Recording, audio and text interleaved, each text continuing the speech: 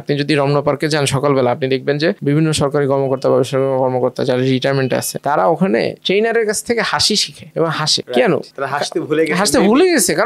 কারণ আপনার লাইফে তো এখন কোনো চ্যালেঞ্জ নেই, আপনি কোনো কিছু সেলিব্রেট করতে পারতেছেন। আপনার লাইফ তো একটা জায়গাতে থেমে গেছে। যে অনেক বড় সেলিব্রিটি তাকে মানুষের ছবি তুলতে থাকে, আমি চিন্তা করলাম যে এই ভাইয়ের মতো আমার হইতে হবে, এটা হইলো না। কিন্তু আমার যেটা বুঝতে হবে যে এই ভাই কিভাবে এই জায়গাটাতে আসলো, ওইটা কি আমার ভালো লাগে কিনা, ওই স্ট্রাগলের যে গল্পটা আমি যখন শুনি তখন শুনে আমার ভিতরে এক্সাইটমেন্ট কাজ করে কিনা, তখন আমার বুঝতে হবে যে এই পার্সনটার কাছ থেকে যদি আমি একটু মেন্টরশিপ নিই, একটু যদি জ্ঞান নেই, তাহলে আমার জন্য কাজে লাগবে। তো কেউ যদি চিন্তা করে যে আমি 6 মাসে কোর্স করবো, চাকরি বাকরি পেয়ে গেলে আমি আর কোনোদিন কোনো কিছু শিখবো না, তাইলে প্রোগ্রামিং সেক্টরটা তার জন্য না। প্রোগ্রামিং সেক্টরে কন্টিনিউয়াসলি শেখার ভিতর দিয়ে যাইতে হয়।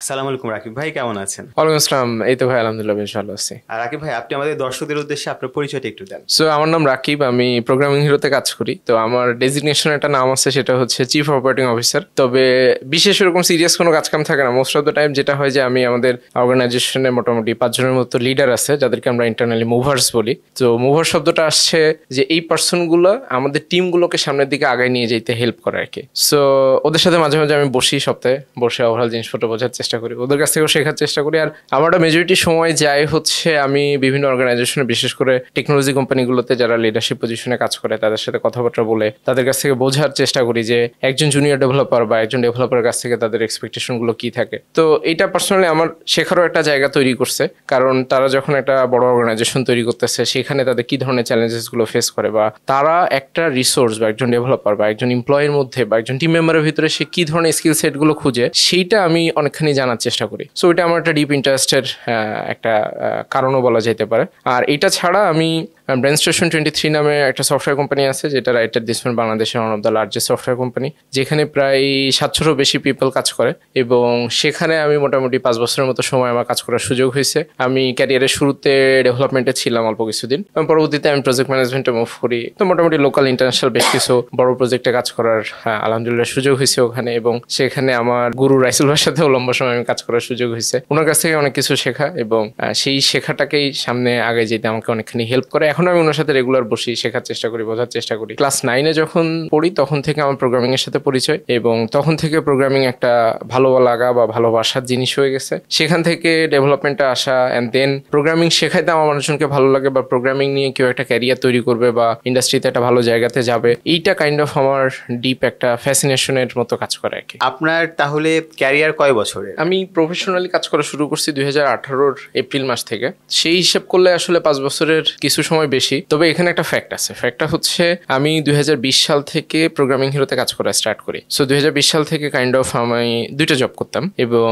ঘটনাটা এরকম হতো যে আমার ব্যান্ড স্টেশনের সন্ধ্যার সময় কাজ শেষ হয়ে যেত, এবং সন্ধ্যা 7টার পর থেকে আমি প্রোগ্রামিং হিরো কাজে বসতাম। সেটা আবার রাতে 10টা-12টা ক্ষেত্র বিশেষে অনেক সময় 1টা-2টা বেজে যেত, এবং উইকেন্ড বিশেষ করে শুক্র শনিবার যেহেতু আমার পুরোপুরি ছুটি থাকতো, এই পুরো সময়টাই আমি প্রোগ্রামিং হিরোতে দিতাম। সো সেই কারণে আমার মনে হয় যে ব্যান্ড স্টেশনে 5 বছরের এক্সপিরিয়েন্স। এটার পাশাপাশি আমার প্রোগ্রামিং হিরোতে ফুল টাইম আমি জয়েন করছি গত বছর মে মাসের 1 তারিখের দিকে। সো সেই হিসাব করলে ব্রেন স্টেশনে 5 বছর, এবং প্রোগ্রামিং হিরোতে আমি পার্ট টাইম ফুল টাইম মিলে আরো 3.5 বছর কাজ করতাম। সো ধরতে গেলে 8.5 বছর, আর প্রোগ্রামিং হিরোতে আবার তো আর 1 বছর ফুল টাইম করছি, তো অলমোস্ট লাইক 9 বছর হয়ে গেছে। আচ্ছা ঠিক আছে, আমরা আপনার হিসাবটাই একসেপ্ট করে নিলাম। কিন্তু তারপরেও যদি কেউ 8 বছর 8.5 বছর কাজ করে, একটা কোম্পানির হচ্ছে সিও হওয়া, এটা ইটসেলফ একটা মাইলস্টোন অ্যাচিভ করার মতো বলবো। তো এই যে আপনি এই জার্নিতে পৌঁছালেন, এটা মানে কিভাবে সম্ভব হলো? কারণ সবাই তো আসলে জুনিয়র এক্সিকিউটিভ হিসেবে জয়েন করে অথবা জুনিয়র সফটওয়্যার ডেভেলপার হিসেবে জয়েন করে, তারপর তারা একটা পাথ ফলো করে, এবং তারপর একটা সময় পরে তারা একটা জায়গায় পৌঁছায়। এবং আপনি অ্যাট এ টাইম 2টা কোম্পানিতে কিন্তু কাজ করছেন, যেটা বাংলাদেশের 2টাই লিডিং কোম্পানি। তো প্রথমত অনেক কিছুই জানার আছে এখানে, যে আপনি 2টা কোম্পানির ফাউন্ডারকে আপনাকে ম্যানেজ করতে হয়েছে, যে আমি এখানেও কাজ করব এখানেও কাজ করব, তারপর আবার আপনি এখানে সিও হিসেবে জয়েন করছেন। তো টোটাল স্টোরিটাই জানতে চাই আসলে। প্রথমত আমার কাছে মনে হয় যে সিও বা সিইও বা ম্যানেজিং ডিরেক্টর বা কোনো একটা ডেজিগনেশন কোনো একটা মানুষের পরিচয় হওয়া আমার মনে হয় না যে কোনোভাবে উচিত। কারণ ডেজিগনেশন তো আসলে খুবই টেম্পোরারি একটা জিনিস, এবং ডেজিগনেশনের কারণে বড় একটা রেসপন্সিবিলিটির মতো। শুরুর দিকে বা প্রথম যখন এই সিইও বা এই টাইপের একটা ডেজিগনেশন আসছে, শুরুতে একটু তো খুশি হয়েছিলাম আর কি, বাট জিনিসটা খুবই খুবই স্ট্রেসফুল আমার কাছে মনে হয় আর কি। কারণ বড় একটা রেসপন্সিবিলিটি আর একটা ডেজিগনেশন দিয়ে আমার কাছে মনে হয় যে কারোর স্যাটিসফ্যাকশন আসা উচিত না, কারণ ডেজিগনেশন কিন্তু সিইও হয়েছে এটা 2-3 মাস পরে। আমার কাছে একটা খুব ভালো এক্সাম্পল আছে। ধরেন কারোর স্যালারি যদি 10 টাকা হয় এবং 1 বছর পরে তার স্যালারি যদি 15 টাকা হয়ে যায়, প্রথম 3 মাস এই 15 টাকা হওয়ার পরে তার কিন্তু খুব ভালো লাগা কাজ করে। এর পরবর্তীতে কিন্তু 15 টাকা তার কাছে সেই 10 টাকার মতো স্যাটিসফ্যাকশন হয়। তো তখন কিন্তু 15 টাকা তাকে আর অত বেশি এক্সাইটমেন্ট দেয় না। তো তার মানে টাকাটা কিন্তু আলটিমেটলি আপনাকে এক্সাইটমেন্ট দিচ্ছে না। এমনিতে আমার কলেজ লাইফ বলি বা স্কুল লাইফ বলি, সেই সময় থেকে আমার এমনিতে টিমের ভিতরে কাজ করার খুবই একটা আগ্রহ কাজ করতো, যে একটা টিমের ভিতরে কাজ করবো, বড় একটা টিমের পার্ট হয়ে কাজ করবো। আর ক্ষেত্র বিশেষে যদি একটু লিড করার সুযোগ পাই বা টিমটাকে ম্যানেজ করার সুযোগ পাই বা টিমটাকে কোনোভাবে সাপোর্ট করার সুযোগ পাই, কারণ আমার কাছে মনে হয় যে অ্যাজ এ লিডার আমি যখন একটা টিম ম্যানেজ করি তখন কিন্তু টিমটাকে আমি সাপোর্ট করি, কারণ এন্ড অফ দ্য ডে তারাই হয়তো বা কাজগুলো করে বা অ্যাজ এ টিম আমরা কাজ করি, বাট আমি কিছু কিছু জায়গাতে হয়তো বা তাদেরকে বিভিন্ন সাজেশন দেয়, বিভিন্ন ইনফরমেশন দেয়, দিয়ে তাদেরকে হেল্প করে, দেন তারা সামনের দিকে হয়তো বা আগায় যায় এবং অ্যাজ এ টিম আমরা বিগার কোনো কিছু একটা অ্যাচিভ করি। এবং সেই জায়গাটা থেকে আমার একটা লার্জ অর্গানাইজেশন কিভাবে কাজ করে, একটা লার্জ টিম কিভাবে কাজ করে, এইটার প্রতি আমার একটা ইন্টারেস্ট ছিল এবং বিজনেসের প্রতি একটা ডিপ ইন্টারেস্ট আমার মোটামুটি বেঞ্চ স্টেশন আমি যখন জয়েন করছি বা রাইসুল ভাইকে যখন থেকে আমি চিনি বা যখন থেকে আমি দেখা শুরু করছি, ওই জায়গা থেকে আমার কাছে মনে হয় যে অনেকখানি মনের ভিতরে একটু সুপ্ত বাসনা বা স্বপ্ন তৈরি হয়েছে। বিজনেস করে অনেক টাকা পয়সা তৈরি হবে বা এগুলো নিয়ে আমি অত ডিপলি আসলে চিন্তা ভাবনা করি না যে কয়েক হাজার কোটি টাকার কোম্পানি হবে বা এই টাইপের একটা জিনিসপত্র। রেদার আমার কাছে যে জিনিসটা খুবই ফ্যাসিনেটিং মনে হয় যে একটা লার্জ টিম হয়ে আমরা একটা বিগার মিশনের জন্য কাজ করব, যেটা কারণে আমার চারপাশের মানুষজন অনেক বেশি উপকৃত হবে এবং যেটা কারণে একটা মিনিংফুল ইম্প্যাক্ট তৈরি হবে। এবং টাকা পয়সার স্যাটিসফ্যাকশন আমার কাছে মনে হয় যে এই কিছুদিন পরে এটা নর্মাল হয়ে যায়, কিন্তু আমার কারণে বা আমার টিমের কারণে কোনো একটা পার্সনের লাইফে ক্যারিয়ার স্টার্ট হয়েছে বা তার জীবনে প্রথম চাকরিটা সে পাচ্ছে, এইটা আমার কাছে একটা ডিফারেন্ট লেভেল অফ স্যাটিসফ্যাকশন দেয়। এবং আমি যখন বেঞ্চ স্টেশনে কাজ করছি, আমি যখন একটা প্রজেক্ট ম্যানেজ করছি, মোস্ট অফ দ্য টাইম যেটা হইতো যে একটা প্রজেক্ট আমার কাছে কাইন্ড অফ জীবন মরণের মতো জিনিস হইতো, যে এই প্রজেক্টটাকে কোনোভাবে ফেল করতে দেওয়া যাবে না, সর্বোচ্চ চেষ্টা করা দরকার সাকসেসফুল হওয়ার জন্য, এবং ডে নাইট এক করে এটাকে কিভাবে সাকসেসফুল করা যায় সেটা নিয়ে আমার মাথার ভিতরে সবসময় চিন্তা ঘুরতে থাকতো। এটার একটা বড় রিজন হচ্ছে একটা মানুষ একটা প্রোডাক্ট বা কোনো একটা সার্ভিস তৈরি করতে আমাদের টিমের কাছে আসছে, তো সেখানে আমার রেসপন্সিবিলিটি হইতেছে যে আমার সর্বোচ্চটা দিয়ে তার জন্য এমন একটা জিনিস তৈরি করে দেওয়া যাতে করে সে এইটা দিয়ে একটা ভালো অর্গানাইজেশন বা ভালো বিজনেস রান করতে পারে এবং সেখান থেকেও কিছু ইম্প্যাক্ট হয়তো বা তৈরি হবে আর কি। সো ডেজিগনেশনের ব্যাপারটা নিয়ে আমার কাছে মনে হয় যে খুব বেশি একটা ফ্যাসিনেট বা আমি ওইভাবে চিন্তা করি না, তবে আমার একটা স্বপ্ন ছিল বা একটা ছিল যে আমি একটা লার্জ অর্গানাইজেশন চালাবো, সেই দায়িত্বটা পাইছি। সো মাইলস্টোন মনে হয় শুরুর দিকটাতে আছে এবং সিইও হওয়া বা এই টাইপের ম্যানেজমেন্ট পজিশনে যাওয়ার অনেকগুলা স্ট্রেসফুল ব্যাপার আছে। মানুষজন আমার কাছে মনে হয় যে এই টাইপের পজিশনে গেলে, বিশেষ করে আমার বউ অনেক সময় বলে যে তুমি তো অর্গানাইজেশনে সিইও, তোমার তো কোনো কাজ কাম নাই, তোমার লাইফে হতেছে সবচেয়ে বেশি সুখ, তুমি যখন মন চাই ছুটি নিতে পারো। বা আসলে তো ছুটি ওইভাবে নিতে পারি না, যেমন আমি অলমোস্ট শুক্রবারের দিনও আমার কাজ করতে হয়, শনিবারের দিনও ক্ষেত্র বিশেষে মিটিং মিছিল থাকে, অ্যাভয়েড করার তো সুযোগ নাই। এবং আমার তো ধরেন 9টা-5টা নাই আর কি, আমি ঘুম থেকে ওঠার পর থেকে আমি ফোনটা অন করতে আমার অনেক সময় ধরেন ভয় হয়, কারণ ফোনটা অন হইলেই আমি দেখি যে অনেকগুলো মেসেজ আসে, 132 জন আল্লাহর মতো আমাদের এখন টিম মেম্বার, বিভিন্ন ধরনের সমস্যা, অনেক ধরনের এক্সপেকটেশন, অনেক ধরনের চ্যালেঞ্জেস থাকে প্রত্যেকদিন। সো সেইটা অনেক সময় কিন্তু অনেক বেশি স্ট্রেসফুল হয়ে যায়, কারণ এতগুলো মানুষের চিন্তা, কারণ এক একজন মানুষের এক এক রকম এক্সপেকটেশন। আর বিশেষ করে যখন একটা টেকনোলজি কোম্পানি চালানো হয়, টেকনোলজি কোম্পানিতে কিন্তু ট্রেডিশনাল অর্গানাইজেশনের মতো আপনার জাস্ট আমি হুকুম করে চলে না, এটা kind of flat culture organisation যেটা বলে, যে টপ টু বটম সবাই এখানে বস বা স্যার ওই টাইপের কোনো কিছু নয়, সবাই ভাই ভাই, সবাই সিমিলার ওয়েতে কাজ করতেছে। তো সেই জায়গাটাতে কিন্তু সবার একটা অ্যাডিশনাল ডিমান্ড থাকে এবং সবাই চায় যে সে রেসপেক্টেড হবে বা সে খুব বেশি ভ্যালুড হবে তার টিমের ভিতরে। সো সবার এক্সপেকটেশন মিট করে সামনের দিকে আগাইতে গেলে ডিফারেন্ট চ্যালেঞ্জেস থাকে। আর then again as a person বা অ্যাজ এ হিউম্যান আমার নিজেরও তো অনেকগুলো ধরেন ফ্যামিলি এবং পার্সোনাল সবকিছু মিলে কিন্তু নিজেরও তো একটা বিভিন্ন সময় চ্যালেঞ্জিং সিচুয়েশনের ভিতর দিয়ে যাইতে হয়। সো সেই জায়গাটা থেকে আমার মনে হয় যে সিইও হওয়া শুনতে অনেক খুবই ফ্যান্সি মনে হয়, প্রোফাইলের ভিতরে থাকলে তো অনেক ভালো লাগে, বাট জিনিসটা যতটুকু ফ্যান্সি তার থেকে অনেক বেশি স্ট্রেসফুল এবং এটা তো একটা টেনশন, একটা চ্যালেঞ্জের ব্যাপার কন্টিনিউয়াসলি, যে অর্গানাইজেশনটাকে সামনের দিকে আগায় নিয়ে যেতে হবে, যে কিভাবে আরো বেটার কাজ করা যায় যাতে করে টিম মেম্বার অনেক বেশি উপকৃত হয়, তাদের ক্যারিয়ারটাও সামনে আগায়, আমার স্টুডেন্ট যারা আছে তারাও যেন ভালো ভালো কোম্পানিতে প্লেসড হইতে পারে, সেটা নিয়েও আসলে রিজনেবলি চিন্তা ভাবনা করতে হয়। এবং যখন আমি একটা অর্গানাইজেশনের ম্যানেজমেন্ট পজিশনে যাচ্ছি তখন কিন্তু আমার দিকে অর্গানাইজেশনের বাকি 131 জন মানুষ তাকায় থাকে। আমি একটা কথা বলার আগে আমাকে অনেকবার চিন্তা করে বলতে হয়, আমি একটা ফেসবুকে কোনো একটা পোস্ট দেওয়ার আগেও কিন্তু অনেকবার চিন্তা করতে হয় যে এটা দিব কিনা, কারণ দিলে ওরা কি মনে করবে, বা আমার সাথে আদার্স যে ইন্ডাস্ট্রি কলিগ আছে তারা আবার এটা থেকে একটা ডিফারেন্ট মিনিং তৈরি করবে কিনা। কারণ আমি যখন ইন্ডিভিজুয়াল পার্সন হিসেবে কাজ করি আমার কিন্তু সব ধরনের ফ্রিডম আছে, আমি চাইলেই যে কোনো কিছু নিয়ে একটা কথা বলে ফেলতে পারি, কিন্তু যখন আমি একটা অর্গানাইজেশনের ম্যানেজমেন্ট পজিশনে আসি তখন কিন্তু আমার রেসপন্সিবিলিটি বা আমার চিন্তা ভাবনা করার গন্ডিটা অনেকখানি বেড়ে যায় আর কি, এবং সেটা অনেক ক্ষেত্রে অনেক বেশি চ্যালেঞ্জিং হয় আর কি। আর প্রোগ্রামিং হিরোতে কিভাবে আসলাম সেটা সম্পর্কে যদি খুব ছোট করে বলার চেষ্টা করি, প্রথমত আমার প্রোগ্রামিং শেখার জার্নি শুরু হয় ক্লাস 9 থেকে। প্রোগ্রামিং যেহেতু খুবই মজা লাগে এবং জঙ্কা ভাইয়ের সাথে আমার পরিচয় 2017 সালের দিকে, সেটাও খুব ইন্টারেস্টিং একটা গল্প। আমার এমনিতে মানুষজনের সাথে মিট করতে খুব ভালো ভালো লাগে আর কি। আপনি হয়তো আসার পরেই দেখছেন যে আপনার সাথে আমি মানে আপনার সাথে তো এর আগে আমার কখনো কথা হয় নাই, জাস্ট অলমোস্ট 1 ঘন্টার মতো গল্প করছি। ফ্যাক্ট হচ্ছে মানুষজনের সাথে সিমিলার মাইন্ডসেট বা যার কাছ থেকে আমার মনে হয় যে আমি শেখার একটা অপরচুনিটি আছে, আমি সর্বোচ্চ চেষ্টা করি যে তার কাছে যদি আমার সারাদিন বসেও থাকতে হয় আমার সমস্ত কাজকাম বাদ দিয়ে, তা আমি বসে থেকে তার কাছ থেকে শিখতে আমি অনেক বেশি ইন্টারেস্টেড ফিল করি। অ্যান্ড দেন ঝঙ্কার ভাইয়ের সাথে পরিচয়ের ব্যাপারটা হচ্ছে ঝঙ্কার ভাইকে তো আগে থেকেই চিনি, যেহেতু উনি সেই 2010-11 সাল থেকে প্রোগ্রামিং রিলেটেড বিভিন্ন ধরনের ভিডিও তৈরি করে, বই লিখছে উনি বেশ কয়েকটা। অ্যান্ড দেন 2017 সালের দিকে আমি দেখলাম যে উনি নর্থ সাউথ ইউনিভার্সিটিতে একটা সেমিনারের জন্য আসছে। তো যখন উনি আসছে আমি তখন বাসায় ঘুমাচ্ছিলাম আর কি, তো হঠাৎ করে ফেসবুকে ঢোকার পরে আমি দেখলাম যে উনি নর্থ সাউথে আসছে। তো পরবর্তীতে আমি ইউনিভার্সিটিতে গেলাম। এখন উনি যেহেতু গেস্ট হিসেবে আসছে, উনি অডিটোরিয়ামে একদম ফ্রন্ট রোটে বসে আছে। তা আমার একটা উদ্দেশ্য ছিল যে ওনার সাথে আমি কথা বলবো আজকে যে করেই হোক। ওকে। এখন যেটা হইলো যে ওখানে যারা ভলেন্টিয়ার ছিল তারা তো আমাকে সামনে যাইতে দিবে না খুব ন্যাচারালি, তো আমাকে বলছে যে ভাই এখানে বসে। তো আমি যেটা করছি যে আমি খুব কনফিডেন্টলি ওনাকে বলছি যে ঝঙ্কার ভাইয়ের সাথে আমার পরিচয় আছে, তো উনি আমাকে সামনে যাইতে বলছে। তো এটা তো পুরোপুরি একটা ফলস ইনফরমেশন। তো তখন ওরা উল্টা আমাকে বলছে আচ্ছা ঠিক আছে ভাইয়া যান। ওরা ভাবছে হয়তো আমার সাথে ভাইয়ের আসলে পরিচয় আছে। আমি দেখলাম যে ভাইয়ের পাশে একটা সিট ফাঁকা আছে, দেন আমি ভাইয়ের পাশের সিটে বসলাম। বসার পরে আমি ভাইকে মনে হয় প্রথম একটা লাইন বলছিলাম যে ভাই আপনি এত সুন্দর করে কিভাবে লিখেন বইয়ের ভিতরে, বা এত সাবলীল ভাবে আপনি কিভাবে লিখেন। And then we started the conversation and rest is the history আর কি। কারণ ওর পর থেকে পুরা ওনার তখন সম্ভবত লেটেস্ট একটা বই বের হয়েছিল, সেই বইয়ের প্রত্যেকটা পার্ট বাই পার্ট ধরে আমরা বিভিন্ন ধরনের কথা বলা শুরু করলাম প্রোগ্রামিং শেখার ব্যাপারে বিভিন্ন ওখানে উনি ওই স্টেজে ওঠার আগে। আচ্ছা। এবং আমি যখন কথা বলতেছি তখন কিন্তু অলরেডি ওখানে ফ্যাকাল্টি মেম্বার এবং আদার্স মানুষজন তারা ভাবছে যে আমার ভাইয়ের সাথে আগে থেকে পূর্ব পরিচয় আছে। তো আমরা মোটামুটি 10-15 মিনিটের মতো কথা বলছি। ভাই স্টেজে গেছে, কথা বলছে। ভাই স্টেজ থেকে নামার পরে সবাই ছবি টবি তুলতেছে। তো আমারও ছবি তোলার খুবই আগ্রহ ছিল, বাট আমি চিন্তা করতেছি যে এখন আমি ছবি তুলতে যাবো না, কারণ আমি যদি এখন ছবি তুলতে চাই তাহলে মানুষজন ভাববে যে আমার সাথে ভাইয়ের তো কোনো পরিচয় নেই। ঠিক আছে, তো আমি ছবি না তুলে এক সাইডে বসে আছি। দেন ভাই যখন ছবি তোলা শেষ, দেন আমি ভাইকে বললাম যে ভাই আপনি এখন কোথায় যাবেন। তো ভাই বললো যে রাকিব এখন ড্যাফোডিল ইউনিভার্সিটিতে একটা সেশন আছে, তো ওখানে যাবো ধানমন্ডিতে। তো আমি বললাম ভাইয়া আমি আপনার সাথে যাইতে চাই। তো বলতেছে তোমার কি কোনো কাজ কাম নাই?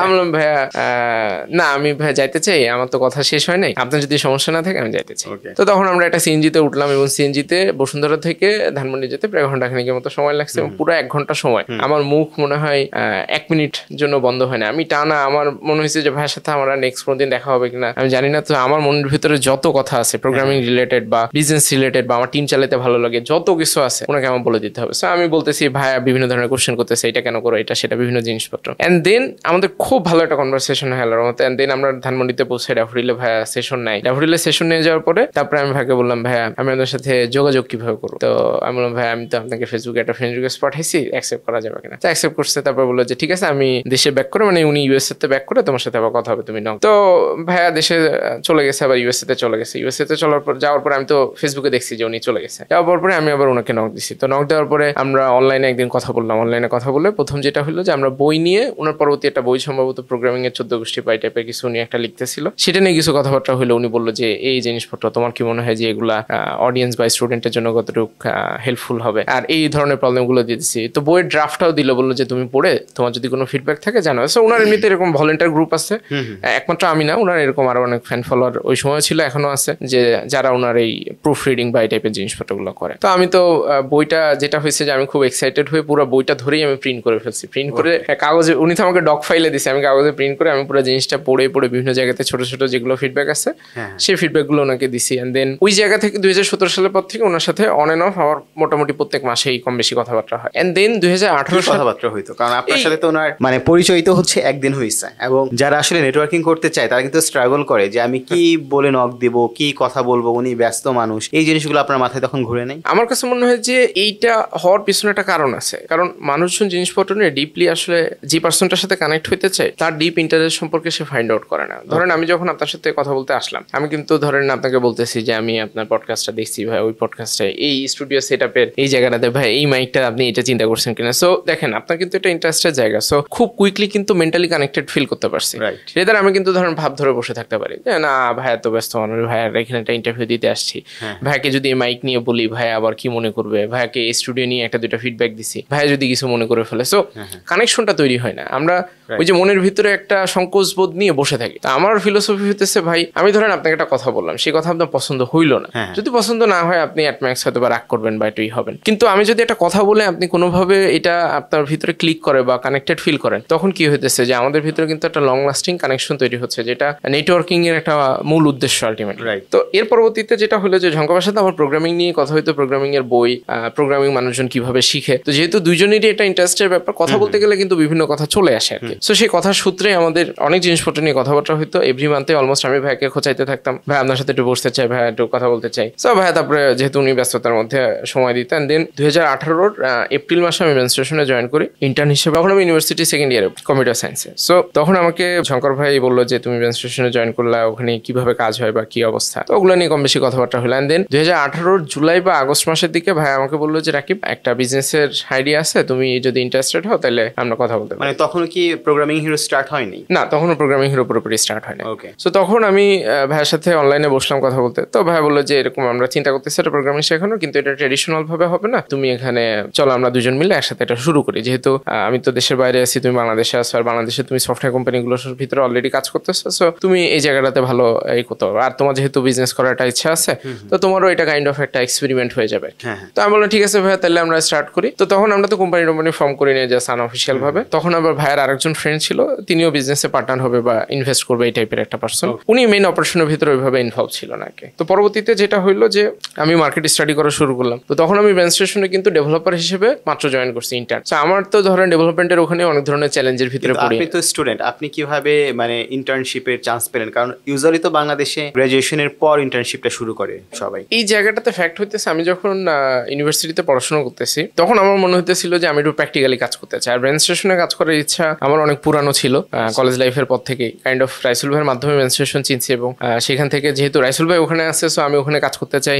এটা একটা খুব বড়। রাইসুল ভাইকে কিভাবে চিনছেন? রাইসুল ভাই হচ্ছে আমার নটরডেম কলেজের সিনিয়র বড় ভাই। আচ্ছা। সো উনাকে আমি ওই যখন ক্লাস 9-এ প্রোগ্রামিং শেখা স্টার্ট করছি, পরবর্তীতে আমি জানলাম যে সুবিন ভাই, দামসারে সুবিন ভাইয়ের বই পড়ে আমার এটা জার্নিটা স্টার্ট হয়। তো দেখলাম যে সুবিন ভাই নটরডেম কলেজে পড়ছে, তারপর প্রোগ্রামিং এর সাথে কানেক্টেড বা প্রোগ্রামিং লাইনে অনেক ভালো ভালো জায়গাতে আছে, তারা most of the people Notre Dame কলেজে পড়ছে। সো সেখান থেকে আমি রাইসুল ভাইকে আলটিমেটলি খুঁজে বের করি। তো তখন মনে হলো, এবং রাইসুল ভাই তখন ইউটিউবে অনেক ভিডিও ছিল না, একটা দুটা যা ভিডিও ছিল, ওনার কথা শুনে আমার মনে হইতেছিল যে আমি এই পার্সনটার প্রতি একটা ডিপ ইন্টারেস্ট ছিল আর কি, যে ওনার কাছ থেকে অনেক কিছু শেখার আছে, জানার আছে। তো পরবর্তীতে উনি যে বেসিস সফট এক্সপো বা এই টাইপের অনেকগুলো সেশন উনি কথা বলতো স্পিকার হিসেবে, তো তখন আমি যাইতাম শুনতে খুব ভালো লাগতো আর কি, যে উনি এত চমৎকার করে কথাটা বলে। পরবর্তীতে আমি 2017 সালের দিকে বা 2016 হয়তো বা শেষের দিকে ভাইকে মেসেঞ্জারে নক করি। ওইটা একটা ছোট মেসেজ ছিল আর কি, ওইটাও একটা বিজনেস আইডিয়া বা এই টাইপের। কি মেসেজ ছিল? এক্সাক্ট মেসেজটা আমার খেয়াল নেই আর কি, হয়তো বা চ্যাট হিস্টোরি ঘাটলে বোঝা যাবে। জিনিসটা এরকম ছিল যে একটা মেসেজ, ইউজুয়ালি যেটা হয় যে আমরা যখন, ইনফ্যাক্ট আমিও তো কাজের খাতিরে এখন অনেক স্টুডেন্টের সাথে ইন্টারঅ্যাক্ট করার সুযোগ হয়, অনেকে বিভিন্ন সময় মেসেজ পাঠায়, আসলে কাউকে ছোট করতে চায় না, কিন্তু মেসেজ পাঠানোর সময় ধরেন হাই, হ্যালো, কেমন আছেন, এটা বলে বসে থাকে। এখন ফ্যাক্ট যে জায়গাটাতে যে আমি তো কেমন আছি বা না আছি সেটার উত্তর তো আমি অবশ্যই দিব, কিন্তু একটা মেসেজের ভিতরে আমি যদি লিখে ফেলি যে সালাম দিলাম, তারপর ভাইয়া কেমন আছেন, এরপরে আমি ভাইয়ের কাছ থেকে কি শিখতে চাই সেটা সম্পর্কে আমি জাস্ট ক্লিয়ারলি বলে দিলাম, তাহলে কি হইতেছে যে একটা মেসেজের ভিতরে পুরো জিনিসটা ডেলিভারি হয়ে যেতেছে। ভাইয়া যখন মেসেজটা দেখবে তখন সে তার জন্য ডিসিশন নেওয়া অনেকখানি ইজি। আদারওয়াইজ কি হবে, আপনি সালাম দিবেন, ভাইয়া সালামের উত্তর দিবে, আবার আপনি আবার কেমন আছেন, তো এটা তো অত সময় আসলে ওনার জন্য তো আসলে অনেকখানি ক্রিটিক্যাল হয়ে যায়। ফ্যাক্ট যে জায়গাটাতে হইলো যে ভাইয়ের সাথে, ভাইকে তো অনেকেই মেসেজ দেয়, তো আমার কাছে মনে হয় যে আমার আল্লাহর অশেষ রহমত ছাড়া আমার পক্ষে আসলে এত দূর আসা কোনোভাবে সম্ভব হইতো না আর কি। সো ওইটাও আল্লাহর অশেষ রহমত ছিল, কারণ আমি আসলে মন থেকে অনেকখানি চাইতাম যে আমি যদি রাইসুল ভাইয়ের সাথে কোনো দিন এরকম অন টু অন সেটিং এ বসে কথা বলার সুযোগ হয়। তো পরবর্তীতে ভাইয়া মেসেজে রিপ্লাইটা দেয়, এবং ভাইয়া তখন বেন স্টেশনের অফিসে দেখা করতে বলে, আমি যাই, এবং ওই দিন আমরা মোটামুটি 1-1.5 ঘন্টার মতো বা 2 ঘন্টাও হইতে পারে, একটা লম্বা সময় ধরে ডিসকাশন করি। ভাইয়া এত ব্যস্ততার মাঝে হচ্ছে সময় দিছে, মানে আপনি মেসেজে কোনো একটা বিজনেস আইডিয়া শেয়ার করছিলেন, ওই আইডিয়া নিয়ে 1-1.5 ঘন্টা কথা হইছে, এবং ওটার পাশাপাশি আমার ব্যক্তিগত জিনিসপত্র, ব্যক্তিগত মিনস আমার কি ভালো লাগে না লাগে, বা প্রোগ্রামিং কিভাবে শিখলাম, এবং ওই সময় টেকনোলজি কি ধরনের ট্রেন্ড বা টেকনোলজি রিলেটেড জিনিসপত্র নিয়ে হয়তো কথা বলতে। এখানে আমার একটা একটু কোশ্চেন আছে, রাইসুল হয়তো খুব বড় একটা আইটি কোম্পানি চালাচ্ছেন, আপনি একজন স্টুডেন্ট, হ্যাঁ, আপনি হয়তো কিছু ইনফরমেশন আপনি জানেন টেকনোলজি কোন দিকে আগাচ্ছে। এই ডিসকাশনটার আসলে মানে পারপাসটাই কি ছিল, আর উনি কি আপনার কাছ থেকে অনেক ইনফরমেশন পাচ্ছিলেন, মানে এই 1-1.5 ঘন্টা আসলে কি নিয়ে কথা হলো আর কি, যেটা সবাই স্ট্রাগল করে, যে আমি অনেকে কথা বলতে ভয় পাই, আমি কি বলবো নাকি, উনি রাগ করবে কিনা, সেটা অবশ্য আপনি একটা আনসার দিচ্ছেন, কিন্তু এত লম্বা ডিসকাশন আসলে কি নিয়ে হইলো? মোস্টলি আসলে যেটা হয়েছে আমার কাছে মনে হয় যে এটা লজিক্যাল কোনো অ্যান্সার না, এটা আমার একটা অ্যাজাম্পশন কাইন্ড অফ এরকম যে আমি যখন একটা বিজনেস আইডিয়া নেই এবং ভাইয়া আমাকে ক্লিয়ারলি বুঝাইতেছিল যে বিজনেসে কোন জায়গাগুলোতে চ্যালেঞ্জ হইতে পারে বা কিভাবে চিন্তা করা যেতে পারে। সো ওই কনভারসেশন হইতে যেই দেখা গেছে যে আমি আবার একটা কোশ্চেন করছি, ভাই এটা কিভাবে হয়, ভাইয়া কেন আপনাকে বুঝাচ্ছি আমি জানি না। এটা আমি ভাইয়াকে একবার জিজ্ঞাসা করছিলাম কোনো একটা সময় যে ভাইয়া আপনাকে তো অনেক মানুষ মেসেজে রিপ্লাই দেয়, মেসেজ দেয়, আপনি আমার মেসেজে রিপ্লাই কেন দিয়েছিলেন? তো উনি আমাকে বলছিল যে আমাকে তো আসলে অনেক মানুষ মেসেজ দেয় কিন্তু সবারটা হয়তো বা রিপ্লাই করা হয়ে ওঠে না, কিন্তু তোমারটা কেন জানি করছিলাম আর কি, মনে নেই। তো এটা কাইন্ড অফ যেটা বললাম যে উপরওয়ালার রহমত আসলে। তবে এখানে একটা ফ্যাক্ট আমার কাছে মনে হয় যে আছে, আপনি যখন মন প্রাণ থেকে কোনো কিছু চাইবেন যে আমি একটা জিনিস চাই বা আমি একটা জায়গাতে যাইতে চাই, সেটার জন্য ওই যে হিন্দিতে সম্ভবত কোনো একটা কথা আছে যে পুরো পৃথিবী এটা আপনাকে দেওয়ার জন্য বসে থাকে যদি আপনি ওইটার জন্য খুবই চেষ্টা তদবির করেন। সেই জায়গাটাতে আমি তো চেষ্টা করছি বা আমার একটা দৃঢ় ইচ্ছা আকাঙ্ক্ষা ছিল যে ভাইয়ের সাথে আমি যদি দেখা করে কথা বলতে পারি। ওই জায়গাটাতে যেটা হইলো যে ভাইয়ের সাথে ওই প্রথম কনভারসেশন হইলো এবং এর পরবর্তীতে যেটা হইতো সেই 2016 বা 17 সালের পর থেকে মনে হয় এভরি মান্থে আমি ভাইয়ের সাথে একবার করে হইলেও বসতাম। এবং ইনফ্যাক্ট আমি মেনস্ট্রুয়েশন লিভ করছি প্রায় 1 বছরের মতো হয়েছে এবং এখনো কিন্তু আমি প্রত্যেক মাসে আমার ক্যালেন্ডারে একটা সেট করা টাইমে আছে, প্রত্যেক মাসের শেষ রবিবারের দিন মোটামুটি 1-2 ঘন্টা করে বসে অর্গানাইজেশনাল বিভিন্ন চ্যালেঞ্জ বা আমার পার্সোনাল লাইফের অনেক জিনিসপত্র অনেক সময় বুঝি না যে কি সিদ্ধান্ত নেওয়া উচিত বা কি করা উচিত, তো তখন ভাই অনেক খুবই ভালো ভালো গাইডলাইন দেয়। ইনফ্যাক্ট আমি যে জিনিসটা বলি সবসময় যে লাইফে আমার আব্বা আম্মা আমাকে কলেজ লাইফ পর্যন্ত নিয়ে আসছে, আর এর পরবর্তীতে জীবন আসলে কিভাবে চলতে হবে, যে জীবনে আসলে সামনে দিয়ে কিভাবে আগানো যায়, মানুষ হিসেবে কেমন হওয়া উচিত, সেটা আমি শিখছি রাইসুল ভাইয়ের কাছ থেকে। এটা নিয়ে কোনো ধরনের ডাউট নেই। হয়তো উনি যতটুকু শেখাইছে বা যা করছে সেটা আমি পুরোপুরি ফলো করতে পারি না, কারণ মানুষ হিসেবে আমারও তো কিছুটা লিমিটেশন আছে, কারণ উনি তো খুব ন্যাচারালি অতি উচ্চমানের মানুষ। ওনার জিনিসপত্র যদি আমি খুব ইজিলি অ্যাডপ্ট করে ফেলতে পারি তাহলে তো হয়েই যেত ব্যাপারটা এরকম। সো উনি অনেক কিছু বলছে, অনেক কিছু আমি হয়তো বা ফলো করতে পারি, অনেক সময় ডিফিকাল্ট হয়ে যায়, বাট প্রত্যেকটা জায়গাতে এবং লাইফে যত ধরনের ক্রিটিক্যাল ডিসিশন, ইনফ্যাক্ট আমি যখন বিয়ে করবো আমি মনে হয় সর্বপ্রথম ওনার কাছে জিজ্ঞাসা করছি, ভাই আমি তো ভাবতেছি যে বিয়ে করবো, এখন আমার বিয়ে করা উচিত কিনা। সো উনি ধরেন আমাকে বিভিন্নভাবে বোঝানোর চেষ্টা করছে যে এটা চিন্তা ভাবনা করে তারপরে তুমি। ওনার একটা ফ্যাক্ট হচ্ছে উনি কখনো ডিরেক্টলি ডিসিশন দেয় না আর কি, উনি ইনফরমেশন বা সাজেশন দেয়, তারপরে ডিসিশনটা বলে যে তোমার ডিসিশন তুমি নাও আর কি।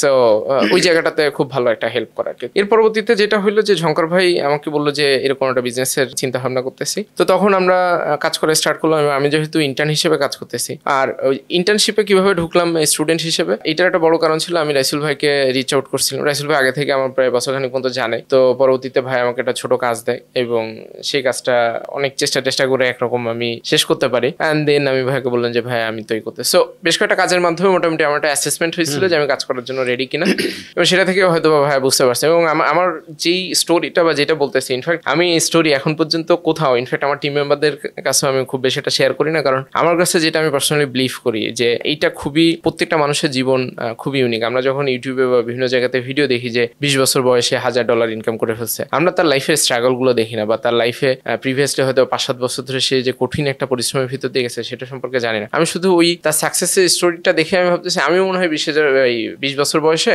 এরকম $1000 ইনকাম করতে, এবং সেটার কারণে কিন্তু নিজের ভিতরে এক প্রকার ফ্রাস্ট্রেশন তৈরি হয় যে সে 20 বছর বয়সে এটা করতে পারতেছে, আমি তো করতে পারতেছি না, আমার লাইফ তো মনে হয় নষ্ট হয়ে গেল, আমার লাইফ তো গোল্লাই গেল। কিন্তু এই ধারণার তো কোনোভাবে ঠিক না, কারণ এক একজন মানুষের লাইফের পারপাস থাকে এক এক রকম, এক একজনের স্যাটিসফ্যাকশনটা এক এক রকম হয়। সে অন্য একটা মানুষের জীবন দিয়ে তার জীবনটাকে যদি কম্পেয়ার করতে থাকে তখন তো খুব ক্রিটিক্যাল। এই জন্য আমি এই ধরনের স্টোরি খুব কম বলার চেষ্টা করি, কারণ গল্প তো আসলে খুব মজার গল্প, কিন্তু গল্প শুনে মানুষজন আবার ভাবে যে এত অল্প বয়সে 5 বছর 7 বছর চাকরি করে একটা অর্গানাইজেশনের এত বড় একটা পজিশনে গেছে। বা আমার খুব ক্লোজলি আমার বউ বা আমার আব্বা আম্মা বা আমার শ্বশুর শাশুড়ি হয়তো বা জানে যে আমার বাসায় কি পরিমাণ আমি অনেক সময় অফিসের কাজ নিয়ে এত বেশি সিরিয়াস হয়ে যায়, এত বেশি ব্লকড হয়ে যায়, আমি বাসার জিনিসপত্র নিয়ে চিন্তা ভাবনা করি না। আমার বাসার অনেক জিনিসপত্র নিয়ে আমার দেখা যায় যে কমপ্লেন আছে। সো ফ্যাক্ট যে জায়গাটাতে হয় যে আপনি যে জিনিসটা চাইবেন, যেটা আপনার ইন্টারেস্টের ডিপ ইন্টারেস্টের জায়গা থাকে, সেটার জন্য আপনি অনেক কিছু দেখা যায় যে আমাদের মোস্ট অফ দ্য টাইম যেটা হয় কি যে আমরা আমাদের নিজেদের ইন্টারেস্টটাই খুঁজে বের করতে পারি না।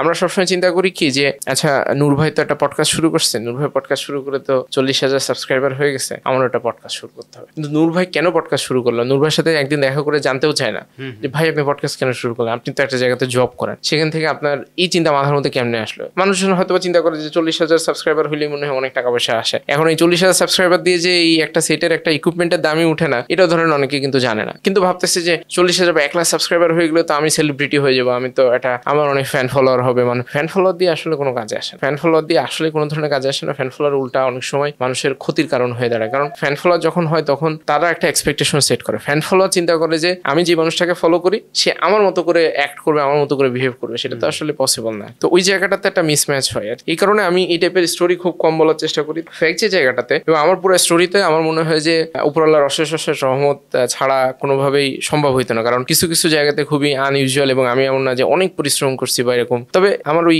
ইন্টারেস্টের জায়গাটা ছিল এবং যখন যেই কাজটা করার চেষ্টা করছি সেটা যত্ন সহকারে মন দিয়ে করার চেষ্টা করছি। ব্রেন স্টেশনে তো ঢুকলাম স্টুডেন্ট হিসেবে, অ্যান্ড দেন আমি 3 মাসের মতো সময় ইন্টার্নশিপ করি এবং 3 মাস পরে আমি পরবর্তীতে রাইসুল ভাইকে বলি যে আমি এটা ফুল টাইমে কনভার্ট করতে চাই। তো তখন ভাই ইজ টু কাইন্ড যে ওটাকে ফুল টাইমে কনভার্ট করে। এর মধ্যে আমার ঝঙ্কর ভাইয়ের সাথে কথা হচ্ছে, তো ঝঙ্কর ভাই যেটা হলো যে আমাকে বিজনেসের ওই আইডিয়াটার কথা বললো। তো এটা নিয়ে আমি মোটামুটি 20-25 দিন কাজ করা স্টার্ট করলাম, মার্কেট স্টাডি, কোন কোর্স নিয়ে আমরা কাজ করতে পারি বা ইন্টারন্যাশনালি কি ধরনের হচ্ছে, লোকাল মার্কেটে কি কি চলতেছে। শুরু থেকে আমাদের একটা জিনিস ফিলোসফিক্যালি খুব মিল ছিল যে আমরা পার্সোনালাইজ লার্নিং নিয়ে কাজ করতে চাই।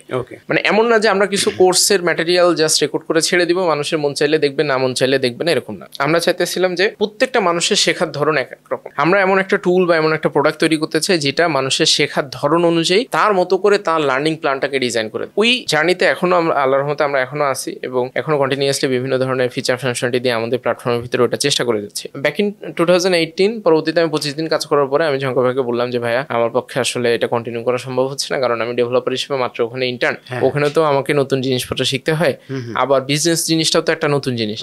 সো এট এ টাইম 2টা নতুন জিনিস শুরু করা আমার জন্য খুব ক্রিটিক্যাল হয়ে যেতেছে। তো তখন ভাই আমাকে বললো যে তুমি রেজিস্ট্রেশনে কত টাকা বেতন?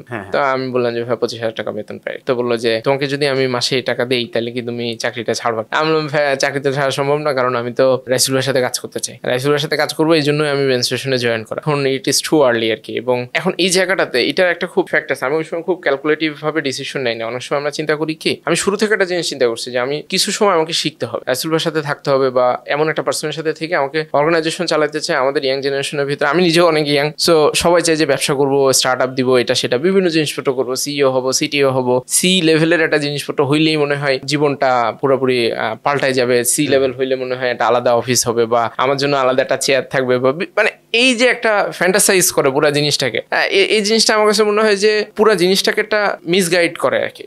তো এই জায়গাটাতে ওই সময় আমি কিন্তু চাইলে ধরেন ঝঙ্কর ভাইটাতে জয়েন করতে, ঝঙ্কর ভাইটাতে জয়েন করলে আমি তো ডে 1 থেকে ধরেন চিফ এক্সিকিউটিভ অফিসার অথবা সিইও, ওই সময় থেকে আমি সিইও, মানে 2018 থেকে, এতদিন তো আমার ওয়েট করার প্রয়োজন হইতো না।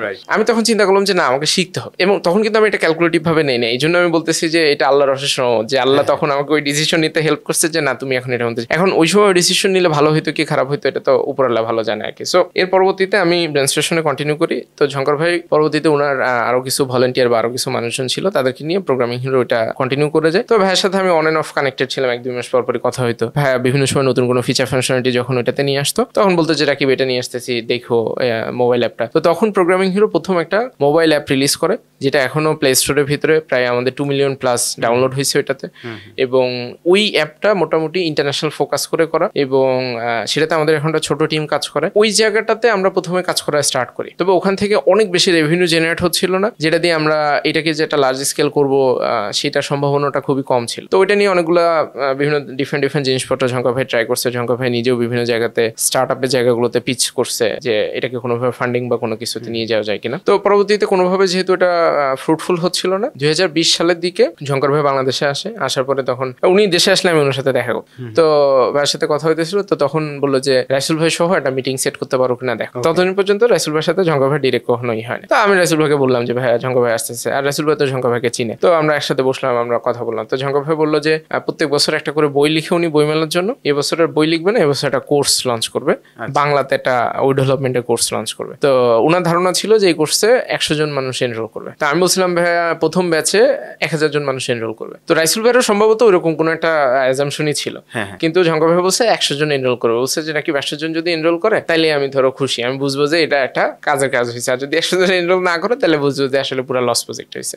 কিন্তু কিন্তু আমরা ওই শুরু থেকে এই জিনিসটা মাইন্ডসেটের ভিতরে ছিল। তখন কিন্তু আমি মেনস্ট্রুয়েশনে ফুল টাইম কাজ করতেছি। ঝঙ্কার ভাই কোর্সে রেকর্ডিং করলো, পুরো জিনিসটা করলো, এন্ড দেন আমরা প্রথম ব্যাচ লঞ্চ করলাম। 900 সামথিং এর মতো আমাদের প্রথম ব্যাচে আল্লাহর রহমতে এনরোল হইলো। তখন টিমে মাত্র 3-4 জন মানুষ কাজ করে, সবাই ফুল টাইম না, খুবই একটা কঠিন সময়ের ভিতর দিয়ে যাওয়া হইতেছে। তো প্রথম ব্যাচে আপনার এপ্রিল বা মে মাসের দিকে আমরা ওয়ার্ডপ্রেস দিয়ে আমাদের লার্নিং ম্যানেজমেন্ট সিস্টেমটা তখন চলতেছিল। তো ওই জায়গাটাতে নাম কি প্রোগ্রামিং হিরোই ছিল? হ্যাঁ, প্রোগ্রামিং হিরো ছিল। ওকে, ইন্টারন্যাশনাল অ্যাপটা ইন্টারন্যাশনাল মতো কি চলতেছিল, আমরা ওটা প্রোগ্রামিং হিরো নামে আছে, এখন ওটা প্লে স্টোরে আছে। যেটা হইলো যে আমরা এই বাংলাতে কোর্সটা নিয়ে আসলাম এবং আমাদের একটা টার্গেট ছিল যে স্টুডেন্টদেরকে ধরে বেঁধে আমরা প্রোগ্রামিং শেখাবো এবং একটা গাইডেড সিস্টেমের ভিতর দিয়ে। তো শুরু থেকে আমরা প্রসেসটাকে এইভাবে ডিফাইন করা ছিল, সবাই কন্টেন্টের অ্যাক্সেস প্রথম দিনে পেয়ে যাবে না। ইউজুয়ালি আপনি কি হয় যে একটা যখন কোনো একটা ওয়েবসাইট থেকে ইউডেমি বা উডাসিটি বা কোর্সেরা থেকে আপনি যখন একটা কোর্স কিনেন, তখন কিন্তু সব কন্টেন্টের অ্যাক্সেস আপনি ডে অনে পেয়ে যান। এটা আপনার জন্য অনেকখানি ক্ষতিকর। এটা কাইন্ড অফ লাইক নেটফ্লিক্স এর মতো, যে এখন একটা এপিসোড দেখবো, তারপর এপিসোড 3 দেখবো। শেখা তো এইভাবে হয় না, শেখা তো আপনি স্ক্যাটার্ড ভাবে করা পসিবল না। শেখার জার্নিটা সবসময় হইতে হবে একটা সিস্টেমেটিক প্রসেস এবং কনসিস্টেন্ট ওয়েতে। তো আমরা শুরু থেকে যেটা চিন্তা করলাম যে কিভাবে স্টুডেন্টদেরকে একটা প্রসেসের ভিতরে, সিস্টেমের ভিতরে রাখা যায়, সিস্টেমটাকে কিভাবে ডেভেলপ করা। তো আমরা যেটা করতাম,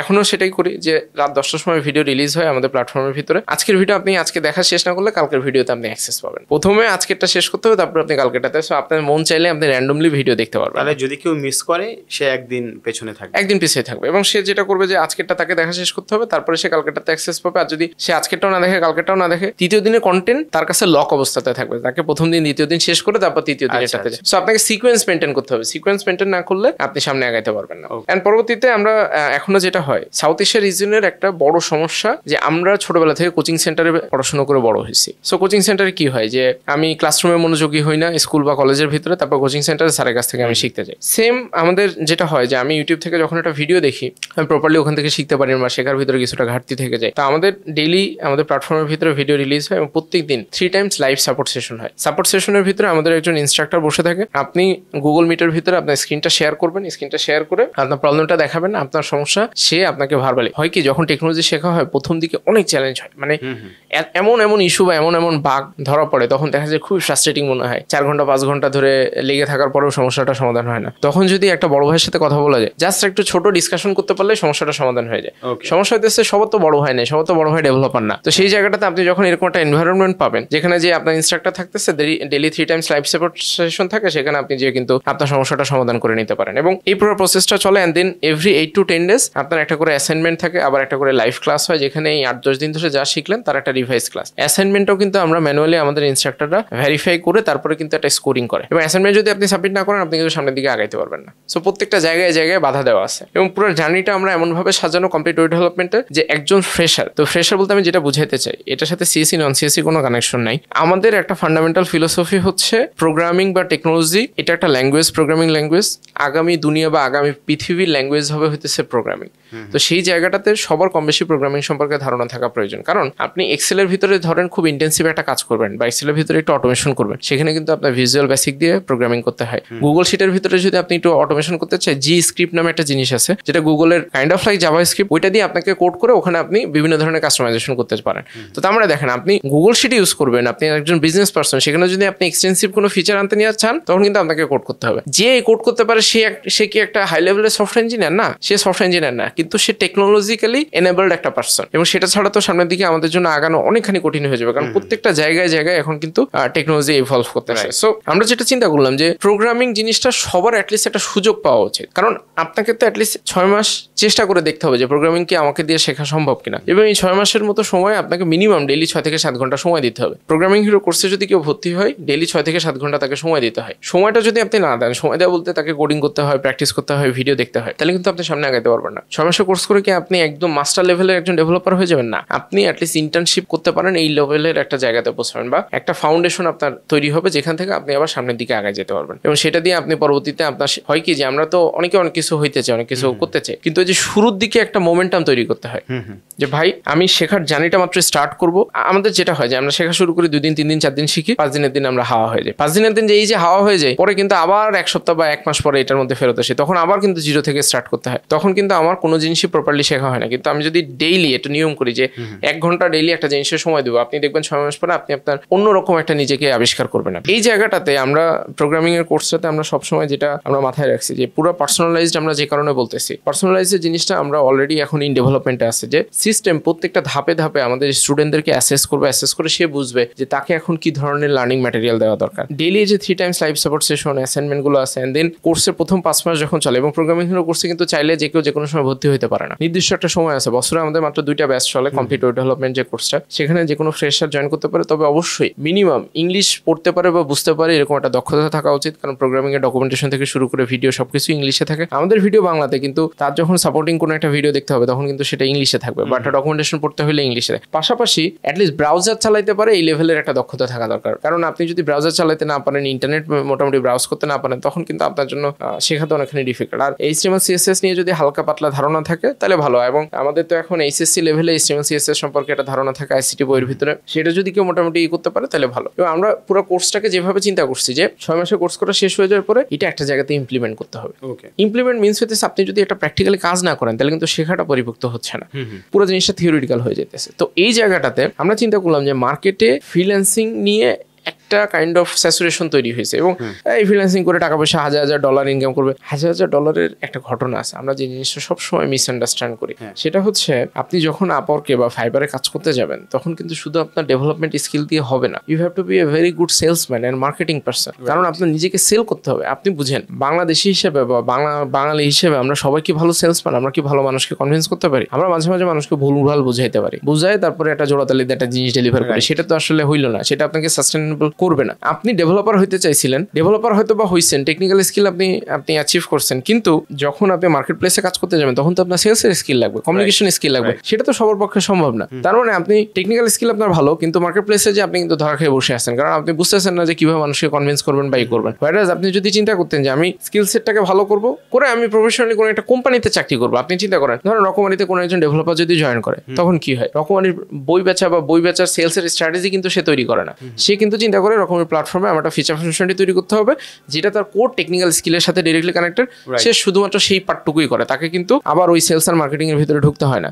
তো তার মানে আমরা যেটা বুঝি, অধিকাংশ মানুষের ক্ষেত্রে ফ্রিল্যান্সিং এর থেকে একটা প্রফেশনাল জায়গাতে বা প্রফেশনাল একটা অর্গানাইজেশনে কাজ করা মাচ বেটার। তবে এখানে ডিফারেন্ট ওপিনিয়ন থাকতে পারে। আর কেউ যদি ভালো সেলস মার্কেটিং এ হয়ে থাকে বা কারো যদি কনভিন্স করা পাওয়ার অনেক ভালো থাকে, তাহলে তো হয়তো ফ্রিল্যান্সিং এ তার জন্য ভালো আর কি। এবং এন্ড অফ দ্য ডে আপনাকে তো আগে টেকনিক্যাল স্কিলটা তো গ্রো করতে হবে, তারপরে না আপনি কোথায় এটা ফান্ডামেন্টাল দিকে যাবো কি যাবো না পরে ডিসিশন। তো সেই জায়গাটাতে যেটা হইলো যে আমরা যেটা করি 6 মাসের কোর্স শেষ হয়ে যাওয়ার পরে ওরা একটা জব প্লেসমেন্টের সাপোর্ট পাই। জব প্লেসমেন্টের সাপোর্টটা আমরা যেটা করি যে আমাদের টপ স্টুডেন্টকে প্রথমত দেওয়ার চেষ্টা করি, পরবর্তীতে বিভিন্ন আদার্স স্টুডেন্টরা বিভিন্ন সময় পায়। জব প্লেসমেন্ট সাপোর্টের ভিতরে যেটা থাকে যে তার রেজুমিটা কিভাবে প্রিপেয়ার করবে, জবের ইন্টারভিউ কিভাবে দিবে, এন্ড দেন ইংলিশে যদি কোনো জায়গাতে ইমপ্রুভমেন্টের প্রয়োজন হয় আমরা তাকে সাজেশন দিয়ে দিই যে তুমি ইংলিশ স্পিকিং এর উপরে এই ভিডিওগুলো দেখো বা এখান থেকে তুমি, কারণ ডেভেলপার হিসেবে কাজ করতে হলে টুকটাক ইংলিশে স্পিকিং এ একটা ভালো দক্ষতা থাকা আমার কাছে মনে হয় যে প্রয়োজন। তো এইভাবে তারা মোটামুটি 6 মাসের মতো জার্নি কমপ্লিট করে। এবং আমরা দেখি যে যারা 6 মাসের কোর্স 6 মাসের ভিতরে শেষ করে, এবং গ্লোবালি মানুষজন যে কোর্স কিনে টাকা দিয়ে পয়সা দিয়ে কোর্স কিনে, কিন্তু অন টাইম কোর্স ফিনিশ শেষ হয়ে হচ্ছে less than 3%। মানে আপনি ধরেন একটা কোর্স কিনছেন, কেনার পরে ওই কোর্সটা ধরেন 1 মাসের ভিতরে শেষ হয়ে যাওয়ার কথা। আপনি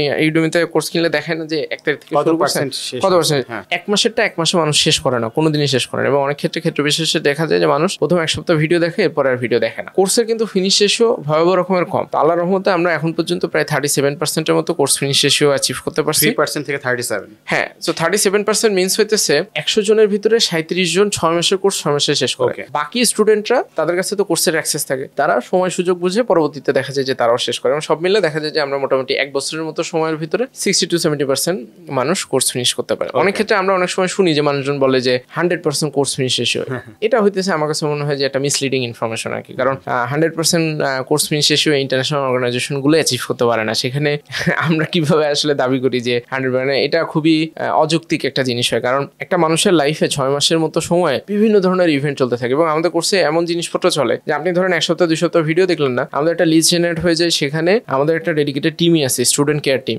তারা কিন্তু তাকে কল দেয়। এবং এটা এমন না যে আপনার কল সেন্টার সফটওয়্যারের মতো, তারা কল দিয়ে তার সমস্যাটা বুঝিয়ে, তার যদি মোটিভেশনের প্রয়োজন হয় মোটিভেশন দেওয়া, তাকে আবার রিকভার করে আবার ফ্লোতে নিয়ে আসার জন্য যত ধরনের সাপোর্ট প্রয়োজন হয় তাকে দেওয়ার সর্বোচ্চ চেষ্টা করে। সো আমরা প্রোগ্রামিং হিরোতে একটা ফিলোসফিতে বিশ্বাস করি যে স্টুডেন্ট যদি হার্ডওয়ার্ক করতে চায়, আমরা তাকে তার সর্বোচ্চ দিয়ে তাকে আমরা মোটিভেট করে রাখবো, তাকে গাইডেড করে রাখবো, যাতে সে একটা শেখার জার্নির ভিতর দিয়ে যে ফাইনালি একটা ক্যারিয়ারের দিকে যাইতে পারে। সো আমরা দেখছি যে মেইন কোর্স শেষ হয়ে যাওয়ার 8 থেকে 10 মাসের ভিতরে মোট মোটামুটি 80-85% স্টুডেন্টের জব বা ইন্টার্নশিপ হয়ে যায়। সো জব বা ইন্টার্নশিপের ক্ষেত্রে আমরা যেটা সবসময় বলি যে শুধু শিখলে হবে না, শেখার পরে সে কোনো একটা জায়গাতে ইন্টার্নশিপ করবে কোনো একটা অর্গানাইজেশনের ভিতরে, এন্ড দেন কোনো একটা জায়গাতে যদি সে জব করতে পারে তাহলে তো খুবই ভালো। এবং আমরা দেখছি যে এখন পর্যন্ত প্রোগ্রামিং হিরোতে আল্লাহর রহমতে প্রায় 3,500-এর মতো স্টুডেন্ট বিভিন্ন জায়গাতে জব বা ইন্টার্নশিপ করছে বিগত 4 বছরের মতো। 3,500 মতো স্টুডেন্ট, এবং এখানে দেশি বিদেশি বিভিন্ন ধরনের কোম্পানি আছে। 60% কোম্পানি লোকাল কোম্পানি, বাকি 40% ইন টোটাল কত স্টুডেন্টকে সার্ভ করছে প্রোগ্রামিং হিরো এখন পর্যন্ত? প্রোগ্রামিং হিরোতে আমরা বিগত 2022 এবং 23 সালে বছরে প্রায় 15,000-এর মতো স্টুডেন্ট কোর্সে এনরোল করে। সো সব মিলে আমরা যদি রাফলি দেখি 4 বছরে হয়তো বা মোর দ্যান 40,000 স্টুডেন্ট এনরোল করছে। তবে এখানে একটা ফ্যাক্ট হইতেছে যে সবাই তো কোর্স ফিনিশ করে না। ওই যে বললাম যে কোর্স ফিনিশ শেষে যারা ফিনিশ করছে তাদের মধ্যে কত পার্সেন্ট এনরোল, যারা ফিনিশ করছে তাদের মধ্যে কত পার্সেন্ট জব প্লেসড হয়েছে, এটা যদি আমরা ক্যালকুলেট করে যেটা দেখছি যে মোটামুটি আমরা প্রত্যেক বছর একটা ব্যাচ থেকে, ফর এক্সাম্পল একটা ব্যাচ থেকে আমি 2,500 স্টুডেন্টকে কোর্স ফিনিশ করতে পারলাম। তাইলে সেখান থেকে কোর্স তো ধরেন 6 মাসের ভাই, বাকি তো আরো 6 মাস সময় থাকে একটা বছরে। তো ওভারঅল 1 বছর সময়ের ভিতরে আমি 1,000 মানুষকে প্লেস করাইতে পারি। সো বছরে আমরা এখন প্রায় মোটামুটি 2,000-এর মতো স্টুডেন্টকে প্লেস করাইতে পারি, যেটা আমরা 2028 সালে আমাদের টার্গেট। ইনশাল্লাহ আমরা মোটামুটি 10,000-এর মতো বছরের প্লেসমেন্ট করতে চাই, লোকালি এন্ড ইন্টারন্যাশনাল।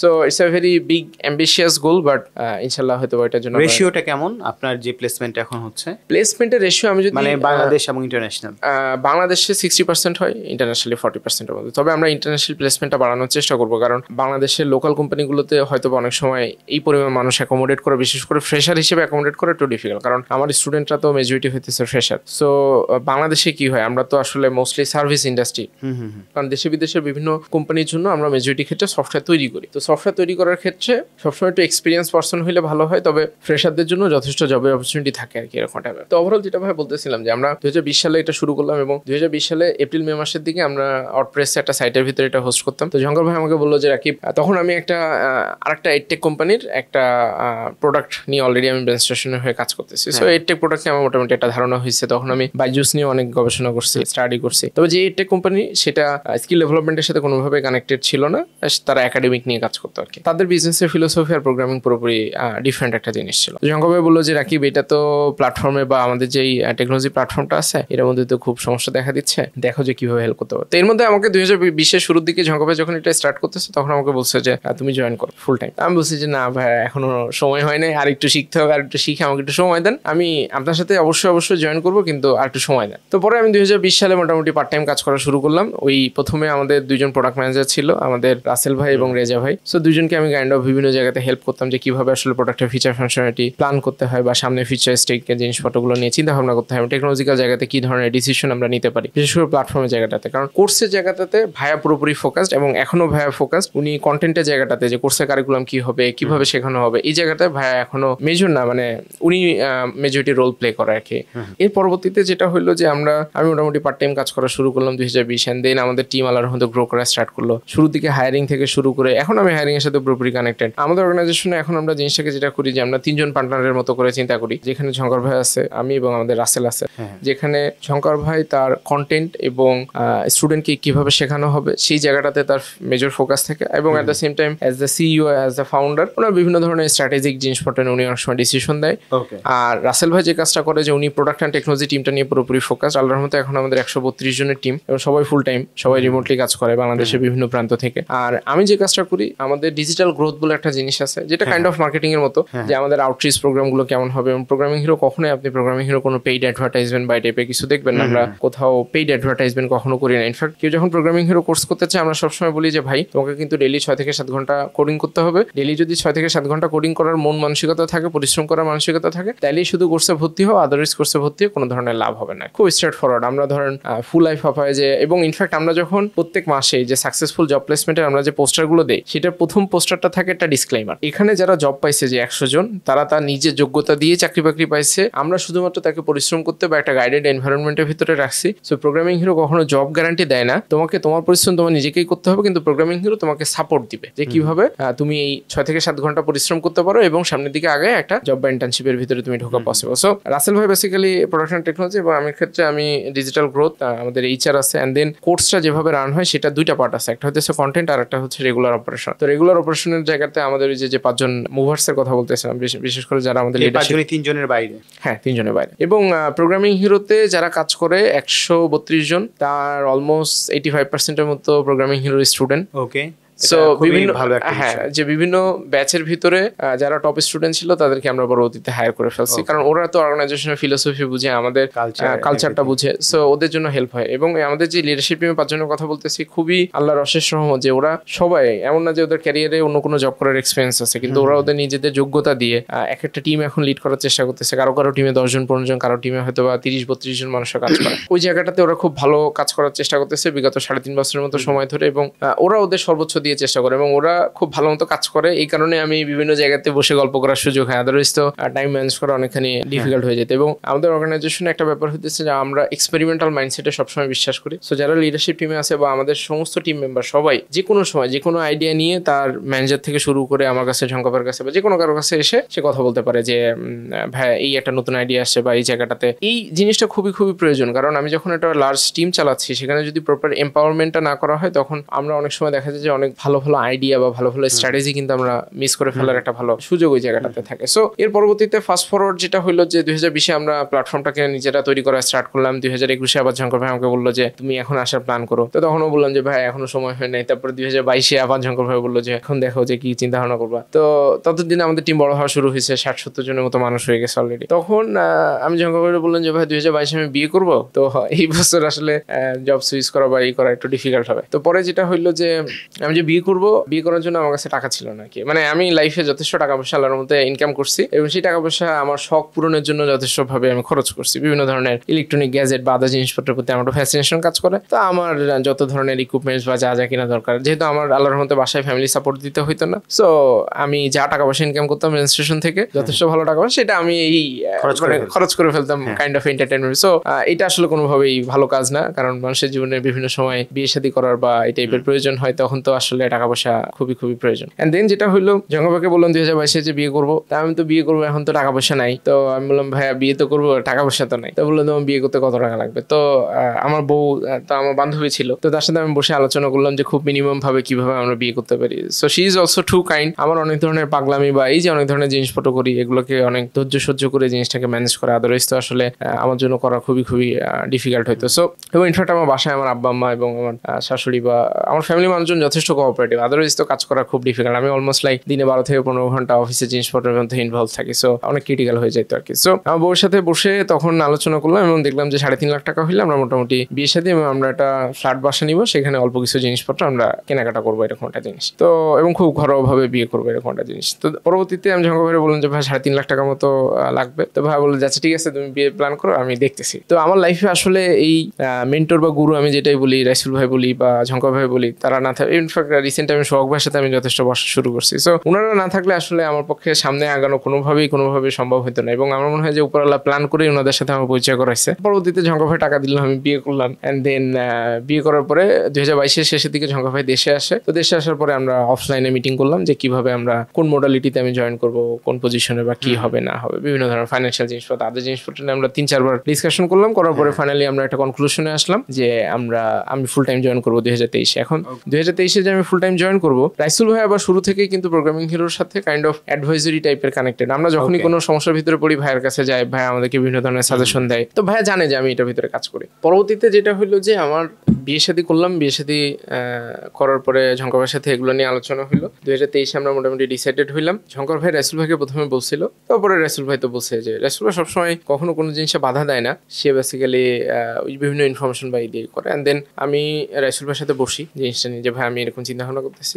তো ভাইয়া তো জানে যে আমার এই টাইপের জিনিসপত্রের প্রতি একটু ইন্টারেস্ট আছে, একটা অর্গানাইজেশন চালানো বা এই টাইপের একটা জিনিস। ভাইয়াকে বললাম ওভারঅল সিচুয়েশন। তো বলার পর বললো যে আমার মনে হয় যে এটা একটা ভালো অপরচুনিটি, কারণ ভাইয়া তখন আমার স্পষ্ট মনে আছে যে বাংলাদেশের যদি একটা ভালো তুমি টেক কোম্পানি স্টার্ট আপের কথা বলছে, বাট আমরা এজ এ অর্গানাইজেশন কখনো নিজেদেরকে স্টার্ট আপ বলি না, কারণ স্টার্ট আপের মাইন্ডসেট বা ওইটা পুরোপুরি একটা ডিফারেন্ট জিনিস আর কি। ওই মাইন্ডসেট আমরা বুঝে ওঠা আমাদের জন্য একটু ডিফিকাল্ট হয়, এবং আল্লাহর মতে আমরা বিগত 4 বছরের মতো সময় আমরা পুরো জিনিসটা কিন্তু সেলফ ফান্ড ফান্ডেড এবং প্রোগ্রামিং হিরো রিজনেবলি প্রফিটেবল আর কি, মানে আমরা লসে যাইতেছি বা পকেটে টাকা পয়সা খরচ করে করতেছি, ব্যাপারটা এরকম না। ওকে, এটা কি শুরু থেকেই? হ্যাঁ, শুরু থেকে আমাদের বুটস্ট্র্যাপ করা। তো শুরুতে অবশ্যই ঝঙ্কার ভাইয়ের অল্প কিছু সেভিংস, বাইরের কোনো ফান্ডিং নাই, ইনস্টিটিউশনাল কোনো ফান্ডিং নাই, কোনো ফান্ডিং নেই। সো ঝঙ্কার ভাই তো অবশ্যই কিছু টাকা পয়সা জমানো ছিল, সেটা উনি এখানে ইনভেস্ট করছে।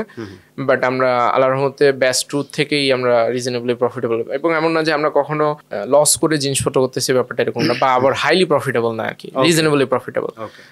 হাইলি প্রফিটেবল হওয়া অনেকখানি ডিফিকাল্ট, কারণ আমাদের কোর্সের ফি হইতেছে 5,500 টাকা। সো 5,500 টাকা 6 মাসের টাইম, এবং আমাদের যে ধরনের সাপোর্ট বা আমাদের যে ধরনের ইনফ্রাস্ট্রাকচার আছে সেখানে ইউনিট ইকোনমিক্স মিলানো ইটস ভেরি ভেরি ডিফিকাল্ট আর কি। যাই হোক, পরবর্তীতে 2023-এ রাসেল ভাইয়ের সাথে কথাবার্তা হলো, তো ভাইয়া বললো যে আমি তোমাকে ডিরেক্টলি তো আসলে বলতে পারি না, কারণ তুমি তো ব্রেন স্টেশনের জন্য যথেষ্ট ভ্যালুয়েবল পারসন, সো তোমার ডিসিশন তুমি চিন্তা করে দেখতে পারো। তোমার যদি মনে হয় যে তুমি বিজনেসের জিনিসটা ট্রাই করে দেখতে চাও, তাহলে হয়তোবা এটা একটা ভালো অপরচুনিটি তোমার জন্য হতে পারে। তখন এবং আমি চিন্তা ভাবনা করলাম যে যেহেতু বয়সটা এখন একটু কম আছে, এক্সপেরিমেন্ট করে যদি ভুল করি আবার একটা জায়গাতে ব্যাক করা যাবে, কিন্তু ফ্যামিলিটা বড় হয়ে গেলে বা আমার আব্বা মা বা সবার রেসপন্সিবিলিটি যদি আমার উপরে যখন চলে আসবে, তখন তো এই এক্সপেরিমেন্ট করা অনেকখানি ডিফিকাল্ট আর কি। ওই চিন্তা থেকে প্রোগ্রামিং হিরোতে পরবর্তীতে ফুল টাইম জয়েন করি 2023-এর মে মাসের সেম পজিশনে জয়েন করলেন। হ্যাঁ, এই চিফ অপারেটিং অফিসার হিসেবে জয়েন করি। তার আগ পর্যন্ত আমি যখন পার্ট টাইম কাজ করছি, আমার কোনো ধরনের ডেজিগনেশন বা কোনো কিছু ছিল না, বাট অর্গানাইজেশনে সবাই জানতো কম বেশি যে ডিসিশন, কারণ ঝঙ্কা ভাই most of the time content বা কোর্স নিয়ে অনেক বেশি ফোকাস থাকে, বাট রেগুলার অপারেশনাল জিনিসপত্রগুলো নিয়ে দেখা যায় যে আমার ইনভলভমেন্টটা অনেকখানি বেশি থাকে। সো অবশ্যই ঝঙ্কার ভাই অনেকগুলো জায়গাতে খুব ভালো সাপোর্ট না করলে তো সামনের দিকে আগানো কোনোভাবে সম্ভব হইতো না, কারণ এমন না যে আমি প্রত্যেকটা ডিসিশন সবসময় রাইট নিয়েছি। অনেক ক্ষেত্রে ফাইন্যান্সিয়াল আমাদের হয়েছে, ক্ষতিও হয়েছে অনেক ক্ষেত্রে ছোটোখাটো। যখন আমরা 10টা জিনিস নতুন করি, 1-2টা জিনিস ফেল করবো, এটা তো খুব ন্যাচারাল একটা ব্যাপার। সো ঝঙ্কার ভাইয়ের ওই সাপোর্ট, এবং আমাদের বিশেষ করে রাসেল ভাই এবং আমাদের সাথে রেজা ভাই ছিল, তো রেজা ভাই যথেষ্ট কোঅপারেটিভ ছিল। তো রেজা ভাই একটা সময় পরে রেজা ভাইয়ের সাথে আমাদের ডিসকন্টিনিউ হয়ে উনি একটা ডিফারেন্ট কোম্পানিতে মুভ করে, আর রাসেল ভাই তো শুরু থেকে আমাদের সাথে আছে। So he is also too kind, বিভিন্ন সময় বিভিন্ন জায়গাতে চিন্তা ভাবনা দিয়ে অ্যাটলিস্ট হেল্প করে আর কি, এরকম। আপনি যে জয়েন করছেন সিও হিসেবে, আপনার আসলে জেডিটা কি? আপনাকে আসলে কি করতে হয়? আপনি তো বসে বসে প্রোগ্রামিং করেন না মেবি? না, প্রোগ্রামিং করি না, এখন প্রোগ্রামিং করি না। ফিক্সড আসলে কোনো ধরনের জেডি নাই আর কি। সো যত ধরনের অপারেশনাল হ্যাসেল হয় বা অনেক সময়, বিশেষ করে আমার একটা মেজরিটি কাজ থাকে এক্সিকিউশন, কারণ স্ট্র্যাটেজির জায়গাটাতে দেখা যায় যে আমাদের ঝঙ্কার ভাই অনেক সময় স্ট্র্যাটেজি উনি তৈরি করে, বা আমি অনেক সময় কম বেশি স্ট্র্যাটেজি নিয়ে আসি, দেন এটা তো এক্সিকিউট করতে হয়। এক্সিকিউট করার জন্য আমাদের মুভার্সের যে 5 জন টিম মেম্বার আছে, ওদের সাথে রেগুলার বসা, ওদের সাথে মেন্টরিং করা, বোঝা ওরা যে ধরনের প্রবলেমের ভিত্তিতে দে আর সুপার ক্যাপাবল, যে ওরা ওদের নিজেদের কাজ খুব ভালো বুঝে। কিন্তু অনেক সময় হয় না যে আমি একটা ইনফরমেশন দিলাম, আমি একটা সাজেশন দিলাম, তখন ওরা যেভাবে কাজ করতেছিল ওদের চিন্তা ভাবনাটা চেঞ্জ হয়ে যায়, এন্ড দেন ওরা আরো ভালো কাজ করতে থাকে আর কি, এরকম একটা জিনিস। সো অ্যাজ এ অর্গানাইজেশন আমরা কোনো সময় ওই যেটা হয় যে আমরা ম্যানেজমেন্টের জায়গা থেকে সবসময় কাজের ভিতরে বাহাত দিব, বা ওই জিনিসটা আমরা কখনো করার মানে একদম না করার চেষ্টা করি আর কি, কারণ অর্গানাইজেশনের আমাদের কিছু ভ্যালুজ আছে, আমাদের কিছু ফিলোসফি আছে, ওই জায়গাগুলো ব্রেক না করে কেউ যদি যে কোনো ধরনের এক্সপেরিমেন্ট করতে চায়, we are more than happy to do that আর কি। সো এরকম একটা জিনিস। তো ভাই যেটা বলছিলেন যে আপনি প্রোগ্রামিং হিরো থেকে কোনো পেইড মার্কেটিং হয় না, তাহলে স্টুডেন্ট অ্যাকুইজিশনটা কিভাবে হয়? এই জায়গাটাতে প্রোগ্রামিং হিরোতে রাইট এট দিস মোমেন্ট আমাদের মোট 2টা কোর্স আছে, এবং আমাদের একটা সেপারেট এন্টিটি আছে যেটাকে আমরা ফাইট্রন বলি। সো ফাইট্রনেও আমাদের একটা কোর্স আছে যেটা কম্পিউটার সায়েন্স ফান্ডামেন্টাল ফোকাস করে, আর প্রোগ্রামিং হিরোতে যে 2টা কোর্স সেটা ওয়েব ডেভেলপমেন্ট ফোকাস করে। একটা হচ্ছে একদম বিগিনারদের জন্য কমপ্লিট ওয়েব ডেভেলপমেন্ট কোর্স। এই কোর্সে মোটামুটি বছরে প্রায় 5,000-এর মতো স্টুডেন্ট, 2টা ব্যাচ আমাদের, সো ওভারঅল 10,000-এর মতো স্টুডেন্ট এনরোল করে, এবং এখানে মেজরিটি রোল প্লে করে হচ্ছে ওয়ার্ড অফ মাউথ। আমাদের প্রিভিয়াস যত স্টুডেন্ট আছে তারা তো এখান থেকে একটা ভালো সাপোর্ট বা সার্ভিস যখন পায়, তখন কিন্তু সে তার 4-5 মানুষজনকে বলে, এবং আমরা কন্টিনিউয়াসলি আমাদের ইউটিউবে বিভিন্ন ধরনের ভ্যালু ড্রিভেন আসলে করতে থাকি, ম্যাটেরিয়াল দিতে থাকি, টিউটোরিয়াল দিতে থাকি, এন্ড দেন আমাদের একটা প্রোগ্রামিং হিরো কমিউনিটি আছে, সেখানে আমরা কন্টিনিউয়াসলি বিভিন্ন ধরনের অ্যাক্টিভিটি চলতে থাকে, সবগুলো প্রোগ্রামিং শেখা রিলেটেড, যে প্রোগ্রামিং কিভাবে শেখা যায় ইফেক্টিভ ওয়েতে কিভাবে। সো এই অ্যাক্টিভিটি বা এইগুলোর ভিতর দিয়ে ওরা মোটামুটি বুঝে যায় আর কি। সো আমাদের ফিলোসফিটা যেটা, যে আমি যখন পেইড মার্কেটিং করবো, এটা কাইন্ড অফ স্টেরয়েড দিয়ে আমি একটা মানুষকে কাইন্ড অফ নিজে ফোর্সফুলি কনভিন্স করে তাকে নিয়ে আসতেছি। আমাদের ফিলোসফি হইতেছে যে আমাদের যারা ইউজার আছে বা স্টুডেন্ট আছে, সে নিজে কনভিন্সড হয়ে তারপরে যখন আসবে, তখন তার জন্য 6 থেকে 7 ঘন্টা পরিশ্রম করা খুব বেশি একটা কঠিন কিছু হবে হবে না, কারণ সে তো নিজে অলরেডি কনফিডেন্স, সে ভাবতেছে যে আমার এখন লাইফটা চেঞ্জ করা দরকার, সো ক্যারিয়ারের দিকে যাওয়া দরকার, সো আমাকে এখন এটা আমার একটা শেষ সুযোগ হিসেবে কাজ করবে, সো আমি এই জায়গাতে ভর্তি হলে হয়তো আমার লাইফটা চেঞ্জ হতে পারে। স্টুডেন্ট যারা প্রোগ্রামিং হিরোতে ভর্তি হচ্ছে এদের মধ্যে সম্ভবত 60% ঢাকার বাইরে, এটা ওয়ার্ড অফ মাউথের থ্রুতে আসছে আর প্লেসমেন্টের জায়গাতে তখন কি ওনাদের ঢাকায় মুভ করতে হয় নাকি রিমোট জব করতে হয়, ফ্যাসিলিটিস গুলো কিভাবে ওনারা পায়? এখানে ঘটনা যেটা হয় সবগুলো জায়গাতে কিন্তু job placement programming hero team থেকে ডিরেক্টলি করে না, কিছু কিছু জায়গাতে যেমন বাংলাদেশে বেশ কিছু টপ কোম্পানি আছে সেখানে প্রোগ্রামিং হিরো ডিরেক্টলি কানেক্টেড, আর এটা ছাড়াও স্টুডেন্টরা মেজরিটি যে জব পায় সেটা কিন্তু তারা রিমোট জব পায়। সো রিমোট জব এবং রিমোটলি করার জন্যই তারা হয়তো বা একটু বেশি প্রেফার থাকে, কারণ ঢাকার বাইরে থেকে শুধুমাত্র ইন্টার্নশিপ করার জন্য আসা তো অনেক ক্ষেত্রে একটু ডিফিকাল্ট হয়ে যায়। সো রিমোট জবে সে ইন্টার্নশিপটা কমপ্লিট করার পর তারপর যখন সে ফুল টাইম কোনো একটা জবে অ্যাপ্লাই করে সেই জবটা যদি হয়ে যায় তখন তো সে ঢাকাতে এসে তখন মুভ করে আর কি। এবং সবগুলো জায়গাতে আমরা যেটা করি যে সবগুলো জায়গাতে জব প্লেসমেন্ট আমরা করি না, আমরা স্টুডেন্টকে দেখাই দেই, বোঝাই দেই কোন জায়গাতে জবগুলো পাওয়া যায়, কিভাবে অ্যাপ্লাই করতে হবে, প্রসেস প্রসিডিওর কি সেটা আমরা দেখাই দিই। আর যারা বিশেষ করে টপ স্টুডেন্ট হয়, যারা ভালো স্টুডেন্ট হয়, তাদেরকে আমরা যেটা করি যে আমাদের কানেক্টেড কোম্পানিগুলো থাকে, কারণ কানেক্টেড কোম্পানিগুলো তো ভাই এক্সপেকটেশন অনেক হাই থাকে, সো এখন একটা স্টুডেন্টের কোয়ালিটি যদি আপ টু দ্য মার্ক না থাকে, এখন সব স্টুডেন্ট আবার ভালো হবে ব্যাপারটা এরকম না, কারণ আপনি বাংলাদেশের সবচেয়ে ভালো এডুকেশন ইনস্টিটিউশনেও যদি আপনি যান সেখানেও আপনি দেখবেন যে ক্লাসরুমে সব স্টুডেন্টরা একরকম পারফর্ম করে না, টিচার হয়তো ভালো পড়ায় বাট সবাই একটা রিজনেবল ভাবে হয়তো বা শিখে সামনের দিকে আগায়। সো যারা টপ স্টুডেন্ট তাদেরকে দেখা যায় যে আমরা ওইভাবে সাপোর্ট করার চেষ্টা করি যাতে করে টপ কোম্পানিগুলো ওই জায়গা থেকে আর কি সার্ভিসটা পায়, এরকমটা জিনিস। আপনার তো অনেক স্টুডেন্ট ডিল করছেন, তারা পড়াশোনা করছে আপনাদের এখানে, তারপর হচ্ছে প্লেসমেন্ট হচ্ছে অন্য কোথাও, কিন্তু শুরুর দিকে কিন্তু আমাদের ক্যারিয়ার গাইডলাইনে অনেক গ্যাপ থাকে প্রত্যেকটা সেক্টরে, প্রত্যেকটা সাবজেক্টে। একজন প্রোগ্রামার ইনাদের ক্ষেত্রে আপনার সাজেশনটা কি, যে ওনাদের জার্নিটা কোথা থেকে শুরু করা উচিত, কি কি ডু এন্ড ডোন্টস আছে যেন সে একটা ভালো জব পেতে পারে? এই জায়গাটাতে প্রোগ্রামিং শেখা, প্রোগ্রামিং ফান বা এন্টারটেইনমেন্ট হিসেবে যে কেউ হাই স্কুল থেকে শিখতে পারে, সেটার জন্য সবসময় আমি যেটা সাজেস্ট করি যে সি প্রোগ্রামিং দিয়ে শেখা শুরু করতে পারে। সুবিন ভাইয়ের একটা বই আছে সেটা থেকে শেখা শুরু করতে পারে। ঝঙ্কার ভাইয়েরও বেশ কিছু বই আছে প্রোগ্রামিং নিয়ে, সেটা রকমারিতে পাওয়া যায়, সেখান থেকে চাইলে কালেক্ট করে সে ফান হিসেবে শিখতে পারে। কিন্তু প্রোগ্রামিং হিরোর এখন যে কোর্সটা, এটা তো একটু সিরিয়াস ধরনের কোর্স, কারণ 6 মাসের কোর্স 6 মাসে শেষ করে চাকরি বাকরির জন্য প্রিপারেশন নিতে হবে। তো এই কারণে আমরা সবসময় সাজেস্ট করি যারা ডিপ্লোমা স্টুডেন্ট আছে বা কোনো একটা ইউনিভার্সিটিতে পড়াশোনা করতেছে বা ন্যাশনাল ইউনিভার্সিটিতে পড়তেছে, তাদের জন্য এটা একটা সুইটেবল জিনিস। তবে এখানে একটা ফ্যাক্ট হইতেছে যে নন সিএসসি ব্যাকগ্রাউন্ড থেকে আসে তাকে সবার প্রথমে HTML CSS, এটা W3 স্কুল নামে একটা ওয়েবসাইট আছে, সেখানে যে নিজে একটু ঘাটাঘাটি করে বা ইউটিউবে অনেক ভিডিও পাওয়া যায়, সেখান থেকে একটু শেখার চেষ্টা করে দেখা উচিত। মিনিমাম 1 মাস সময় ডেইলি 1 ঘন্টা করে দিয়ে দেখতে হবে প্রথমে কোর্সে এনরোল করার আগে, যে আমি এটার জন্য আমার কতটুকু ভালো লাগে, এটা থেকে আমার কি ভালো লাগাটা যদি কাজ না করে তাহলে কিন্তু ভাইয়া ডেইলি 6 থেকে 7 ঘন্টা পরিশ্রম করতে পারবে না, কন্টিনিউ করতে পারবে না, এটা তো সম্ভব না। এই কারণে নিজে আগে 30 দিন চেষ্টা করে দেখতে হবে যে ডেইলি আমি 1 ঘন্টা করে এই প্রোগ্রামিং এর পিছনে টাইম দিতে পারি কিনা। যদি আমি টাইম দিতে পারি তাইলে আমি কোর্সে এনরোল করার কথা শুধুমাত্র চিন্তা করবো, আদারওয়াইজ চিন্তা করা আমার জন্য ভালো ডিসিশন হবে না। এবং প্রোগ্রামিং এর জায়গাটাতে যেটা হয়, এটাতে কন্টিনিউয়াসলি লার্নিং এর ভিত্তিতে থাকতে হয়। তো কেউ যদি চিন্তা করে যে আমি 6 মাসে কোর্স করবো, চাকরি বাকরি পেয়ে গেলে আমি আর কোনোদিন কোনো কিছু শিখবো না, তাইলে প্রোগ্রামিং সেক্টরটা তার জন্য না। প্রোগ্রামিং সেক্টরে কন্টিনিউয়াসলি শেখার ভিতর দিয়ে যাইতে হয়। এবং এটা একটা উজ্জ্বল দৃষ্টান্ত হচ্ছে আমাদের সবার পকেটে যে ফোন আছে, অ্যান্ড্রয়েড ফোনে কিন্তু প্রত্যেক মাসে একটা করে সিকিউরিটি প্যাচ আপডেট আসে, and then every 3 or 4 months there is a big update. আপনি দেখেন আপনার পকেটে একটা ফোন আছে, সেটা একটা জড় পদার্থ, সেটা 3-4 মাস পর আপডেট হয়। আর আপনি একটা পার্সন, যেই পার্সনটা এই মোবাইলের জন্য একটা সফটওয়্যার বানাবেন, তাহলে তো আপনার প্রত্যেক 3-4 দিন পরই আপনার নিজেকে আপগ্রেড হইতে হবে। আদারওয়াইজ তো আপনার জন্য এখানে টিকা থাকা অনেকখানি ডিফিকাল্ট হয়ে যাবে। আপনার জন্য হয়তো বা ট্রেডিশনাল কোনো চাকরি বাকরি একটু বেটার অপশন হতে পারে। এখানে অনেক ফান আছে, অনেক চ্যালেঞ্জ আছে, এখানে ক্যারিয়ার প্রোগ্রেশন ভালো, টেকনোলজি কোম্পানিগুলো ভালো বেতন দেয়, সে ভালো পরিবেশ আছে কাজ করার, এবং কালচারগুলো ভালো হয়। সো সব মিলে এটা একটা বেশ ভালো জায়গা। সো এখানে সবার শুরুতে যেটা করা দরকার, নিজে আগে 30 দিনের একটা টার্গেট নিয়ে সে শেখার চেষ্টা করে দেখবে। আর ক্যারিয়ার গাইডলাইন রিলেটেড প্রোগ্রামিং ওয়েবসাইটে গেলে সেখানে নিচের দিকে একটা মোবাইল নাম্বার দেওয়া থাকে, সেখানে যদি কেউ ফোন করে তার ওভারঅল সিচুয়েশনটা বলে, সিচুয়েশন বুঝে তাকে মোটামুটি একটা গাইডলাইন দেওয়ার চেষ্টা করে। ইনফ্যাক্ট আমরা ক্ষেত্র বিশেষে এরকমও করি, তাকে বলি যে ভাই তুমি কোর্সে ভর্তি হয় না, কারণ তোমার কারেন্ট সিচুয়েশন। যেমন আমি খুব ইন্টারেস্টিং একটা এক্সাম্পল যদি আপনাকে বলি, আমি প্রত্যেক সপ্তাহে নিয়ম করে 2 জন স্টুডেন্টের সাথে বসি অনলাইন গুগল মিটের ভিতরে, জাস্ট র্যান্ডমলি, যে আমাকে ওই বিভিন্ন সেশনে যাওয়ার খাতিরে যেটা হয়েছে যে আমাদের নিজস্ব স্টুডেন্ট বা আমাদের স্টুডেন্ট ছাড়াও আমাদের যেহেতু ইউটিউবে আমরা অনেক ভিডিও অনেক সময় যাই, সেখান থেকে আমাকে লিঙ্কডিনে একটা ছেলে নক করছিল, ও ডিপ্লোমা কমপ্লিট করছে ইলেকট্রিক্যালে, এখন একটা মোবাইল কোম্পানি সার্ভিস সেন্টারে সে কাজ করে। সে বলতেছে যে সে প্রোগ্রামিং শিখতে চায়, তার অনেক দিনের ইচ্ছা, এখন তার কোর্সে ভর্তি হওয়া উচিত কিনা। আর আমি তো ধরেন চাইলে বলতে হ্যাঁ তুমি কোর্সে ভর্তি, আমার তো কষ্ট করে তার সাথে 30 মিনিট সময় বসার কোনো প্রয়োজন নেই, বাট আমার খুবই ভালো লাগে, কারণ আমি যখন তাদের সাথে বসি, তাদের গল্পগুলো শুনি, এটা আমাকে অনেক বেশি ইন্সপায়ার করে। কারণ আমি ওই যে শুরুতে আপনাকে যেটা বলতেছিলাম, প্রোগ্রামিং হিরোতে জয়েন করা কিন্তু আমার এই চিফ অপারেটিং অফিসার বা এই পদের জন্য না। ইনফ্যাক্ট আমি ব্রেন স্টেশনে যখন কাজ করছি, আমার কিছু কিছু কলিগ বলতো যে আমাকে দেখে মনে হয় যে আমি ব্রেন স্টেশনের মালিক। কারণ আমি যখন মানে আমি যখন যেই জায়গাটাতে কাজ করার চেষ্টা করি, আমি আমার সর্বোচ্চটা দিয়ে কাজ করার চেষ্টা করি। তো এই ছেলেটার সাথে যখন গতকাল বসলাম, আমি ওর ওভারঅল সিচুয়েশন শুনলাম। ওর ডেইলি 8 থেকে 9 ঘন্টা ডিউটি করতে হয়, দেন বাসায় যায়, এবং কিছু ফাইন্যান্সিয়াল কনস্ট্রেন্টও আছে।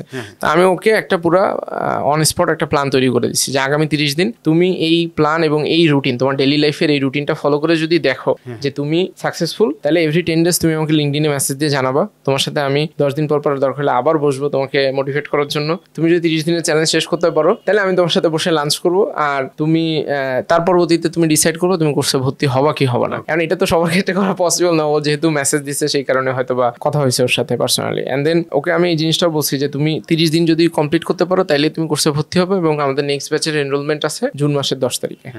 10 তারিখ থেকে 24 তারিখ পর্যন্ত এনরোলমেন্ট চলবে। তাইলে তুমি 30 দিন টাইম কিন্তু তার আগেই তোমার কমপ্লিট হয়ে যাবে, অ্যান্ড দেন তখন তুমি ভর্তি হবে। আর যদি তুমি দেখো যে না 30 দিন হইতেছে না, তাহলে তুমি ভর্তি হবে। এবং সে আবার বাংলাদেশের আরো একটা এরকম প্ল্যাটফর্ম থেকে, ট্রেনিং প্ল্যাটফর্ম, সেখান থেকে সে একটা কোর্স করছে, এবং সেটা অনেক টাকা দিয়ে কোর্স করছে, এবং পরবর্তীতে সেখান থেকে সে পুরোপুরি আসলে আউটপুটটা পায় নাই। সো এই কারণে সে কিছুটা একটু ফ্রাস্ট্রেটেডও যে ভাই করলাম, কিন্তু পরবর্তীতে ওখান থেকে আমার কাজ হলো না, আমি তো শিখতে পারলাম না, আমি তো বুঝতে পারলাম না। সো এই কারণে আমাদের টিমও মোটামুটি সিমিলার ধরনের সাজেশনই দেয় যে আগে নিজে চেষ্টা করে দেখো, নিজে চেষ্টা করে যদি তুমি দেখো যে কাজ হচ্ছে, তাহলে তুমি ভাই কোর্সে এনরোল করার কথা চিন্তা করো। আদারওয়াইজ এখানে ভর্তি হয়ে কোনো লাভ হবে না, কারণ নিজে পরিশ্রম না করলে চাকরি বাকরি হওয়া কোনোভাবে সম্ভব না। আচ্ছা, টেকনিক্যাল যে তার নো হাউ এটা ডেভেলপ করে দিচ্ছে প্রোগ্রামিং হিরো, এবং তার কমিটমেন্ট ডেফিনেটলি থাকতে হবে, তারপরে আপনারা এনরোল করতেছেন। কিন্তু এর বাইরে ডেভেলপার অথবা প্রোগ্রামার যারা আছে, তাদের কি কোনো স্কিল তৈরি করা প্রয়োজন বলে কি আপনাদের মনে হয়েছে?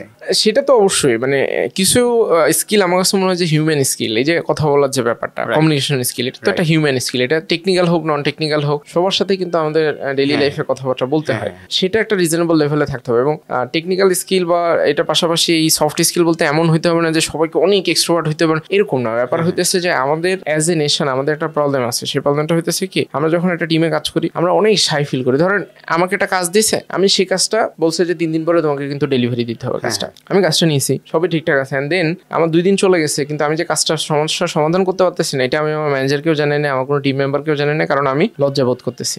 এন্ড দেন 3 দিনের দিন আমি বলতেছি ভাই আমি তো এটা পারতেছি না, পরে আমি এমন একটা এক্সকিউজ দিচ্ছি যেটা হয়তো বা কোনো রিজনেবল এক্সকিউজ না। তো এটা তো একটা কমিউনিকেশন ল্যাকিং ছাড়া কোনো কিছু না। তো তার আসলে কি করা উচিত ছিল, আমি যদি ডে ওয়ানেই আমি বুঝতে পারি যে এটা আমাকে একটু চ্যালেঞ্জিং হয়ে যেতেছে, আমার কলিগের সাথে কথা বলা উচিত ছিল, ম্যানেজারের কাছ থেকে হেল্প নেওয়া উচিত ছিল, নিয়ে আমি জিনিসটাকে সামনের দিকে রিজলভ করে ফেলবো, এরকম একটা ব্যাপার। এইটা আমার কাছে মনে হয় যে কমিউনিকেশনের ব্যাপারটা খুবই প্রয়োজন। আর সফটওয়্যার কোম্পানিগুলো মেজরিটি যেহেতু ইন্টারন্যাশনাল ক্লায়েন্টের সাথে কাজ করে, মোটামুটি যদি ইংলিশ স্পিকিং এর জায়গাতে একটু হালকা দক্ষতা থাকে, যদিও আবার বাংলাদেশে প্রচুর লোকাল কোম্পানি আছে, তারা লোকালিও সফটওয়্যার ডেভেলপমেন্ট করে, সেখানে আবার ইংলিশ হয়তো এত বেশি ম্যান্ডেটরি না। তবে বড় কোম্পানিগুলোতে যাইতে হলে ইংলিশে এমন না যে খুবই আইএলস স্কোর 9 হইতে হবে এরকম না, কিন্তু অ্যাটলিস্ট স্পিকিং করতে পারে, ইংলিশে কথাবার্তা বুঝতে পারে, এটা থাকা প্রয়োজন। সো আমি দুইটা জিনিস বলছি, একটা হচ্ছে কমিউনিকেশন আর একটা হচ্ছে ইংলিশ স্পিকিং। সো কমিউনিকেশন একটা খুবই কমন একটা স্কিল সেট, এটার সাথে টেকনিক্যালের কোনো কানেকশন নাই, এবং এই দুইটা থাকলে আমার কাছে মনে হয় যে ডেভেলপার হিসেবে সামনের দিকে আগে যাওয়া বা ক্যারিয়ারে আগে যাওয়া খুবই ভালো। আর এটার পাশাপাশি যদি কেউ একটু পরিশ্রমী হয় বা নতুন জিনিসপত্র শিখতে ভালো লাগে, মজা লাগে, তাহলে তো তার জন্য মানে একদম প্লাস পয়েন্ট এটা অনেক। তো এখন তো আসলে হালামলে এআই অনেক ডেভেলপ করছে, যেমন চ্যাট জিপিটি দিয়ে আমরা অনেক কোড করে ফেলতে পারছি।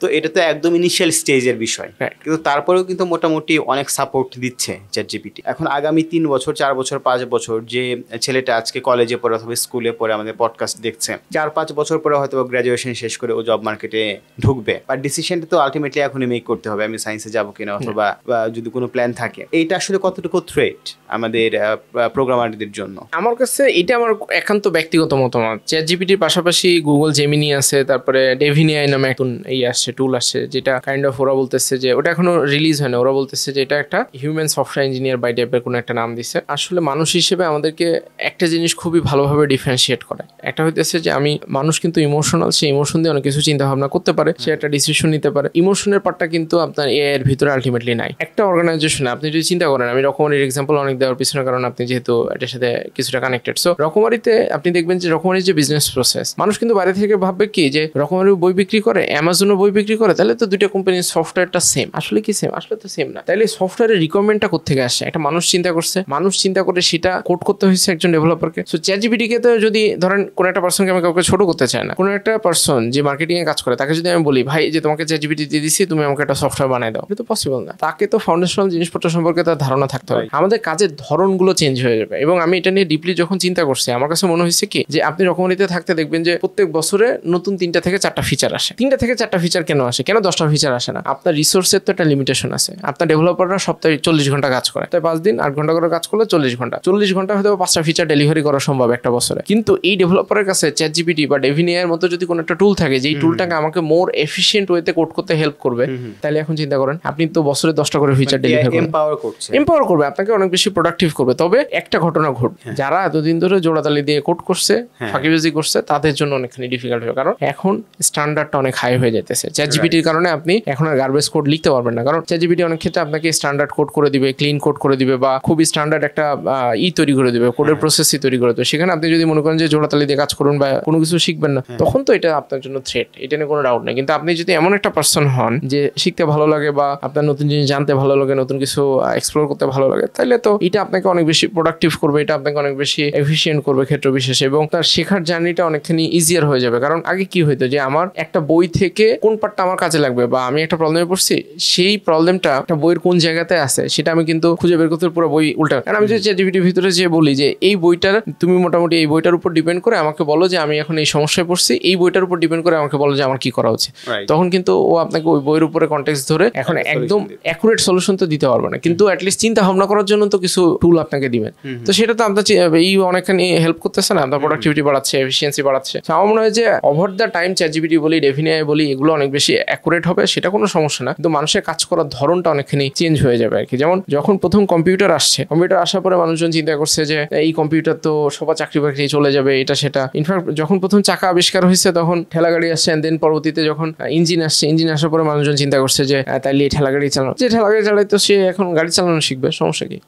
টিকে থাকতে হলে তো অ্যাজ হিউম্যান আমাদেরকে একদম সৃষ্টির শুরু থেকে এরকম সার্ভাইভের ভিতর দিয়েই তো আমরা বেঁচে আছি। মানে এমন তো না যে সবসময় আমাদের মাঠে ঘাটে ধান লাগাইতে হয় নাই, ধান না লাগাই এটা উপর থেকে পড়ছে ধান এবং সেই ধান খাইছি, ব্যাপারটা তো এরকম না। সো সার্ভাইভ করেই এখন পর্যন্ত মানুষ টিকে আছে উপরওয়ালার রসের সহমতে। তবে সেখানে আমাদের কাজকর্ম বা আমাদের চিন্তা চেতনা, আমাদের কোনো একটা জিনিস করার ধরন চেঞ্জ হয়েছে। আচ্ছা, আরেকটা বিষয় যেটা দেখা যায় বাংলাদেশে, যে অনেক সময় কিন্তু সফটওয়্যার ফার্মগুলো হচ্ছে প্রোগ্রামার পায় খুব ক্রাইসিস, বাট অন্য সেক্টরে হয়তো এত ক্রাইসিস নাই। তো এই বিষয়টা আসলে কেন হয়? এইটার আমার কাছে মনে হয় যে বড় একটা কারণ, এটাও একটা জাতিগত আমাদের কিছু লিমিটেশন আছে আর কি। জাতিগত লিমিটেশন বলতে সেই লিমিটেশন আমার ভিতরেও কিছুটা আছে, এমন না যে আমি এখান থেকে বের হয়ে গেছি, সেই লিমিটেশন আমার ভিতরেও কিছুটা আছে এবং হয়তো বা সেখান থেকে কিছুটা বের হয়ে আসার চেষ্টা করি অনেক সময়। সফটওয়্যার ইন্ডাস্ট্রিটা যেটা বলতেছিলাম যে খুবই ইভলভিং একটা জায়গা, সেখানে কন্টিনিউয়াসলি আপনাকে শেখার ভিতরে থাকতে হয়, আনকমফোর্টেবল সিচুয়েশনের ভিতর দিয়ে যাইতে হয়। জাতিগতভাবে আমরা খুবই আরামপ্রিয় মানুষ, যেহেতু আরামপ্রিয় মানুষ, আর তার মধ্যে আবার সফটওয়্যার ইঞ্জিনিয়ার ধরেন এসি রুমে বসে কাজ করে, তাহলে তার আরাম আরো বেশি।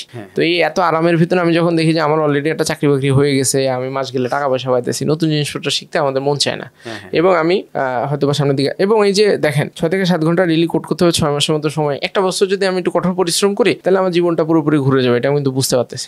12-14 বছর ধরে আমি পড়াশোনা করছি, সেটা তো একটা ব্যাপার আছে। এটার পাশাপাশি জাস্ট একটা বছর আমি স্কিল ডেভেলপমেন্টে হেভিলি টাইম দিব, আমার পুরো লাইফের একটা স্টার্টিং পয়েন্ট শুরু হয়ে যাবে। সেটা করতে আমার কত ধরনের এক্সকিউজ, এটা আমি সমস্যার মধ্যে থাকবো কিন্তু আমি সমাধানের রাস্তা জানি, কিন্তু সেই রাস্তা আমি হাঁটবো না, এবং এই সমস্যা তো আমাদের ভিতরে দিনকে দিন আরো বেশি প্রকট হচ্ছে। এটা বলার পিছনে একটা কারণ হচ্ছে যে কেন আমি ভালো সফটওয়্যার ইঞ্জিনিয়ার পাইতেছি না, বা এই ফিল্ডে আসতে হলে একটু পরিশ্রম করতে হয়, শুরুর দিকে পরিশ্রম করতে হয়, প্রথম 2 থেকে 3 বছর অনেক পরিশ্রমের ভিতর দিয়ে যাইতে হয়। পরিশ্রম কই নাই ভাই, যে একটা এমএনসিতে ধরেন সেলসে কাজ করে বা এই যে টেরিটরি অফিসার বলবে যেটা বলে, তার টার্গেট অ্যাচিভ করতে কি কষ্ট হয় না? সব মাসে কি সমান পরিমাণ প্রোডাক্ট কনজিউম হয়? প্রত্যেকটা জায়গাতেই তো কষ্ট আছে, মানে কষ্ট কোন জায়গাতে নাই? মানুষজন বলে যে সফটওয়্যার ডেভেলপমেন্টে তো ভাই অনেক কষ্ট, তো ভাই কষ্ট কোথায় নাই? ডাক্তার হলে মনে হয় অনেক টাকা, তো ভাই ডাক্তারের কি পরিমাণ পরিশ্রম করতে হয়? ডাক্তারই পড়ে দেখছে কেউ 5 বছর যেই পরিমাণ পরিশ্রম করে পড়াশোনা করতে হয়, তারপরেও তো প্র্যাকটিস স্টাডি সব মিলে 5 বছর পড়াশোনা করে আরো 5-7 বছর চলে যায় তার এই ডিগ্রি নিয়ে, 10টা বছর ধৈর্য ধরে থাকার পরে তারপরে যে সে একটা করে। এবং একজন ডাক্তার যখন প্রফেসর হয় তখন সে 1800 থেকে 2000, প্রফেসর হইতে গেলে কত বছর চাকরি করতে হয় এটার সম্পর্কে আমাদের ধারণাই নেই, এবং কি পরিমাণ পরিশ্রমের ভিতর দিয়ে যাইতে হয় আর কি পরিমাণ পড়াশোনা করতে হয়। আর সেখানে মানুষজন বাইরে থেকে আমরা চিন্তা করি যে মনে হয় সবকিছু আরাম, শুধু আমি যেটা করতে চাই সেটাতেই মনে হয় সবচেয়ে বেশি প্যারা। এবং এখানে একটা ফ্যাক্ট হইতেছে, সোহাগ ভাই একটা খুব চমৎকার কথা বলে যে আমরা মানুষ হিসেবে খুব প্যারালাইজড হওয়ার কথা চিন্তা করি, যে আমার লাইফে কোনো পরিশ্রম থাকবে না, কোনো দুঃখ কষ্ট থাকবে না, শুধু সুখ আর সুখ। এই সুখ আর সুখ যদি কেউ আমি সবসময় একটা জিনিস বলি যে ভাই 15 থেকে 30 দিনের মতো সময় তুমি কিচ্ছু করো না, ফোন টোন বন্ধ করে দিয়ে বিছানায় শুধু শুয়ে থাকো, আর তোমার আমি সমস্ত তোমার যত পছন্দের খাবার আছে সব দিতে থাকবো। তুমি দেখবা যে 10 দিন 15 দিন পরে তুমি পাগল হয়ে যাইতেছো। তুমি বলবা কি যে আমার তো কিচ্ছু ভালো লাগতেছে না। কারণ মানুষ চ্যালেঞ্জ ছাড়া বাঁচতে পারে না, এটা আমরা বুঝে উঠতে পারি। মানুষের চ্যালেঞ্জ প্রয়োজন হয়, মানুষের ডেইলি প্রবলেম প্রয়োজন হয়। কোনো একটা জায়গাতে যদি চ্যালেঞ্জ না থাকে, প্রবলেম না থাকে, মানুষ তার জন্য টিকে থাকা খুব কঠিন হয়ে যায়। আপনি যদি রমনা পার্কে যান সকালবেলা, আপনি দেখবেন যে বিভিন্ন সরকারি কর্মকর্তা বা বেসরকারি কর্মকর্তা যারা রিটায়ারমেন্টে আছে, তারা ওখানে ট্রেনারের কাছ থেকে হাসি শিখে এবং হাসে। কেন? হাসতে ভুলে গেছে। কারণ আপনার লাইফে তো এখন কোনো চ্যালেঞ্জ নেই, আপনি কোনো কিছু সেলিব্রেট করতে পারতেছেন। আপনার লাইফ তো একটা জায়গাতে থেমে গেছে। প্রত্যেকদিন সকালে উঠে আপনি অফিসে যেতেন, সেখানে যে বিভিন্ন ধরনের গ্যাঞ্জাম হইতো, অফিস থেকে আসতেন বাসার মধ্যে গ্যাঞ্জাম, এমন তো কেউ আপনাকে কোনো ঝামেলা দেয় না। কারণ আপনার লাইফটা এমন একটা জায়গায় পৌঁছে গেছে, আপনার ছেলে মেয়েও আপনাকে কোনো বিরক্ত করতেছে না, আপনার ছেলে মেয়ে আপনাকে আপনার যত ধরনের যাবতীয় জিনিসপত্র আছে সেগুলো সাপ্লাই দিতেছে, সময় মতো খাবার পাচ্ছেন, টাকা পয়সার টেনশন নেই। স্টিল কেন আপনার এত নিয়ম করে হাসতে হইতেছে? তার মানে মানুষ আসলে ফান্ডামেন্টালি তার চ্যালেঞ্জ পায়। এবং তার সাথে আপনি কথা বলে দেখবেন, একটা মানুষ যদি চাকরি থেকে বের হয়ে যায়, তার আয়ও মনে হয় আমার কাছে উল্টা কমতে থাকে। কারণ তার জন্য জীবন অনেক বেশি কঠিন হয়ে যায়। তো এই কারণে আমার কাছে মনে হয় যে জাতিগতভাবে আমরা যদি আরেকটু প্রোঅ্যাক্টিভ হই বা আরেকটু চিন্তা ভাবনা করি। এখন এখানে কমেন্টে হয়তো অনেক মানুষ বলতে থাকবে যে বাংলাদেশের সফটওয়্যার কোম্পানিগুলো বেতন দেয় না বা এই টাইপের কোম্পানির সংখ্যা খুবই লিমিটেড। কিছু কোম্পানি, এখন প্রত্যেকটা ইন্ডাস্ট্রিতেই তো ভাই কিছু এই টাইপের কোম্পানি থাকবে। প্রত্যেকটা ইন্ডাস্ট্রিতে কিছু কম বেশি থাকবে। এটার বাইরে তো আমার যাওয়া সম্ভব না। শুধু ইন্ডাস্ট্রি না, আমি বলবো যে আমরা যদি আমার 10টা ফ্রেন্ড থাকে, তার ভিতরে 2টা ফ্রেন্ড থাকে যে গুটিবাস, আর 8টা ফ্রেন্ড থাকে যে আমার হয়তো বা ভালো। কারণ আমি কি 2টা ফ্রেন্ডের জন্য আমি বাকি 8টা ফ্রেন্ডেরকে রেসপেক্ট করবো না, তার সাথে কি আমি বন্ধুত্ব রাখবো না? এটা তো হইতে পারে না। আমাকে তো অবশ্যই এই ব্যালেন্স করে আমাকে সামনের দিকে আগাইতে হবে। এবং ওই 2টা ফ্রেন্ড আমাকে প্যারা দেয়, এই কারণেই আমার এই বাকি 8জনকে আমি অ্যাপ্রিসিয়েট করতে পারি। ওই 2টা যদি আমাকে প্যারা না দিত, আমি বাকি 8জনকে তো অ্যাপ্রিসিয়েট করতে পারতাম না। এটা তো সম্ভব না। এই আর কি ভাই। কেউ যদি পার্সোনাল গ্রোথ করতে চায়, গ্রোথ মাইন্ডসেটের হয়, তাহলে আসলে কি জিনিসগুলো তারা মাথায় রাখা উচিত? কারণ প্রত্যেকে কিন্তু গ্রোথ চায় পার্সোনাল লাইফে, কিন্তু অনেকে হয়তো বা বুঝে না, অনেকে হয়তো বা বোঝানোর জন্য কেউ নাই। তো আসলে কি জিনিস মাথায় রাখা উচিত? এই জায়গাটাতে আমার কাছে মনে হয় যে প্রত্যেকটা মানুষেরই একজন মেন্টর থাকা উচিত। তার কোনো একটা সিনিয়র বড় ভাই বা কোনো একটা পার্সন যাকে দেখে তার খুব ভালো লাগে। যাকে দেখে ভালো লাগে মিনস হচ্ছে তার কাজ করা দেখে তাকে ভালো লাগতে হবে। তার ফেসবুকের ফলোয়ার দেখে ভালো লাগলে হবে না। আমি একটা বড় ভাইকে হয়তো বা দেখি যে অনেক বড় সেলিব্রিটি, তাকে মানুষের ছবি তুলতে থাকে, আমি চিন্তা করলাম যে এই ভাইয়ের মতো আমার হইতে হবে। এটা হইলো না। কিন্তু আমার যেটা বুঝতে হবে যে এই ভাই কিভাবে এই জায়গাটাতে আসলো, ওইটা কি আমার ভালো লাগে কিনা, ওই স্ট্রাগলের যে গল্পটা আমি যখন শুনি, তখন শুনে আমার ভিতরে এক্সাইটমেন্ট কাজ করে কিনা, তখন আমার বুঝতে হবে যে এই পার্সনটার কাছ থেকে যদি আমি একটু মেন্টরশিপ নিই, একটু যদি জ্ঞান নেই, তাহলে আমার জন্য কাজে লাগবে। কারণ মেন্টরশিপ ছাড়া আসলে সামনের দিকে আগানো অনেকখানি ক্রিটিক্যাল। নর্মালি মানুষজন তো আগাবেই, বিভিন্ন ধরনের ভুল করবে, শিখবে, সেখান থেকে সামনের দিকে আগাবে, কোম্পানিকে গালি দিবে, বলবে এটা কেন করছে, এইচআর খারাপ, এই বিভিন্ন ধরনের জিনিসপত্র আসলে আমরা বলি, খুব ন্যাচারাল একটা জিনিস। কিন্তু কেউ যদি, একটা কথা আছে যে আপনি যখন সমস্যা দেখেন তখন শুধু সমস্যায় দেখতে থাকেন, আপনি যখন সলিউশন দেখেন তখন শুধু সমাধানই দেখবেন। সো এটা জাস্ট মাইন্ডসেটের ব্যাপার যে আপনি আসলে কিভাবে আপনার চারপাশের জিনিস বা আপনার অপরচুনিটিগুলোকে আপনি কিভাবে দেখেন আর কি। সো এই জায়গাটাতে আমি সবসময় বলি যে গ্রোথ মাইন্ডসেট বা এগুলো তো আসলে খুব ফ্যান্সি ব্যাপার, খুবই কমপ্লিকেটেড জিনিস। এগুলো নিয়ে এত জটিলভাবে চিন্তা ভাবনা করার কোনো কারণ নেই। আমি একটা বই আছে যেটা আমি সবসময় বলি যে ইকিগাই নামে একটা বই আছে, জাপানিজ একটা কনসেপ্ট। আমাকে ফাইন্ড আউট করতে হবে যে আমার এমন একটা জিনিস যে কাজটা করতে আমার ভালো লাগে, এটা আমার এডুকেশনাল ব্যাকগ্রাউন্ডের সাথে কানেক্টেড নাও হতে পারে, এভরিথিং অ্যাবসলিউটলি ফাইন, কোনো সমস্যা নেই। সেই কাজটা ভালো লাগতে হবে এবং সেই কাজ থেকে হয়তো পৃথিবীর একটা নিড আছে, পৃথিবীতে ওই কাজের অপরচুনিটি আছে, সাথে ওখান থেকে টাকা পয়সা ইনকাম করা যাবে। যে ছবি আঁকতে পারে সে কিন্তু ভালো ছবি এঁকে টাকা পয়সা ইনকাম করা সম্ভব। তবে ছবি আঁকার লাইন দিয়ে টাকা পয়সা ইনকাম করতে হলে ভাই একটু সময় দিতে হয়, 5-10 বছর সময় লাগে। আর সফটওয়্যার ইন্ডাস্ট্রিতে আসলে হয়তো 2-3 বছরের ভিতরে টাকা পয়সা ইনকাম করা যায়। সো একটা ক্যারিয়ার পাথ এক এক রকম। আমি যদি চিন্তা করি যে আমি আর্টিস্ট হবো কিন্তু আমি তুলনা করবো ডেভেলপারের সাথে, তাহলে তো হইলো না। আমি আর্টিস্ট হয়ে আরেকজন আর্টিস্টের সাথে আমার জীবনকে তুলনা করতে হবে যে আরেকজন আর্টিস্ট, বা অনেক সময় কিছু মানুষের ভিতরে হয়তো বা গড গিফটেড কিছু জিনিসপত্র বা ট্যালেন্ট থাকে, সেটা আমি আমার পরিশ্রম দিয়ে আসলে বিট করতে পারি কিনা। এবং এমন একটা কাজ খুঁজে বের করা উচিত যেটা আমি টাকা পয়সা ছাড়া করতে ইন্টারেস্টেড, যেটা আমার টাকা পয়সা বন্ধ হয়ে গেল আমি ওই কাজটা করা বন্ধ করবো না। এরকম একটা জিনিস যদি আমরা খুঁজে বের করতে পারি, তাহলে আমাদের জন্য গ্রোথ মাইন্ডসেট বলি বা যেই মাইন্ডসেটের কথা বলি, এগুলো নিয়ে চিন্তা ভাবনা করতে হবে না। কারণ আপনি চিন্তা করেন আপনার যে জিনিস করতে ভালো লাগে, এটা তো আপনার কাউকে বলতে হবে না, এটা তো আপনি এমনিই করবেন। এটা আপনি যখন বসে আছেন তখন এমনিই করবেন। এটাই আপনার এটাই আপনার নেশা পেশা, এটাই হয়ে যাবে। এবং আপনি দেখবেন চারপাশে আপনি শুধু ওইটাই দেখতে পাচ্ছেন, ওই রিলেটেড মানুষজনের সাথে আপনার পরিচয় হবে।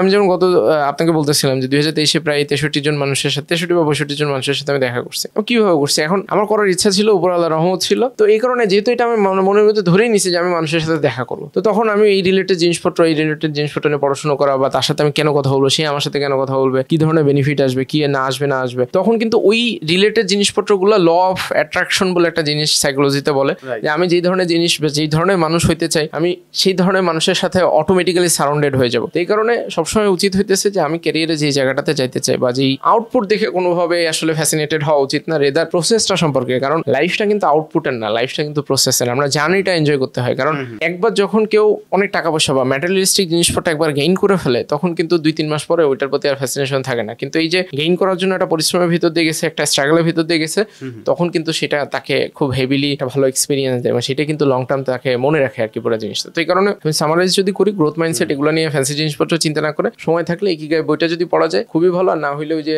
ইকিগাইয়ের ইউটিউবে অনেকগুলো ভিডিও পাওয়া যায়, সেই ভিডিও দেখে কেউ যদি মোটামুটি বুঝতে পারে যেটা ভালো লাগে সেটা আরো বেশি করে করা উচিত।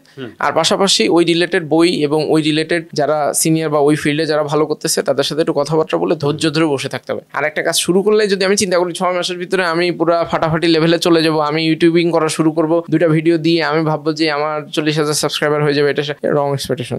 বছরের পর বছর চেষ্টা করতে হয়। তবে ক্ষেত্র বিশেষে আপনার মিনিমাম একটা জিনিসের পিছনে 6 মাস থেকে 1 বছর লেগে থেকে সময় দিতে হয়। 6 মাস একটা জিনিসের পিছনে কনসিস্টেন্টলি টাইম দিলে তারপরে অ্যাটলিস্ট বোঝা যায় যে এটা আমার দিয়ে হবে কি হবে না। আমি 6 দিন চেষ্টা করে আমি ভাবতেছি যে না এটা তো মনে হয় আমাকে দিয়ে হবে না, আমার তো একটা ভালো ক্যামেরা নেই, আমার তো এটা নেই সেটা নেই, আমি তো পারবো না, আমার ভালো ল্যাপটপ নেই, আমি কিভাবে ডেভেলপ, এইগুলো জাস্ট এক্সকিউজ আর কি। আমি যখন একবার মনের ভিতরে সেট করে ফেলবো যে আমি ডেভেলপার হব, তখন এই ল্যাপটপ বলি আর যেটা বলি, আমি ওই ছোট করে একটু বলি, আমি যখন ক্লাস 9-এ প্রথম আমি সুইন ভাইয়ের বইটা আমি হাতে পাইলাম রকমারি থেকে, আমার বাসায় ল্যাপটপ বা কম্পিউটার ছিল না আর কি। এটা ফাইন্যান্সিয়াল কারণে না, আমার টেকনোলজি জিনিসপত্রের প্রতি হেভি অ্যাডিকশন আছে আর কি। সো এখন আমি চেষ্টা করি, ধরেন আমার ফোনের ভিতরে ফেসবুক, মেসেঞ্জার, ইনস্টাগ্রাম নাই একটা লম্বা সময় ধরে, ফোনের ভিতরে একবার ঢুকলে আমি এখান থেকে বের হইতে পারি না। তো আমি চেষ্টা করি যে জিনিসপত্র থেকে যাতে দূরে থাকা যায় আর কি। ওই সময় আমার বাসায় ল্যাপটপ ছিল না। তো এখন আমি দেখলাম সুইন ভাইয়ের বইয়ের ভিতরে বেশ কিছু প্রবলেম দেওয়া আছে, কিভাবে সলভ করা যায়। আমার বন্ধু বান্ধব এখন আমার হাই স্কুলের ফ্রেন্ডরা জানে যে আমি সাইবার ক্যাফে যেতাম। আমি সাইবার ক্যাফে যেয়ে কোড ব্লকস ইনস্টল করতাম, যেটার ভিতরে প্রোগ্রামিং এর সি প্রোগ্রামিং এর আমি কোড করতাম। এবং সেখানে মজার ব্যাপার হইতেছে সাইবার ক্যাফের ডেস্কটপ গুলো একটা সমস্যা আছে। সাইবার ক্যাফের ডেস্কটপ একবার রিস্টার্ট দিলে আপনি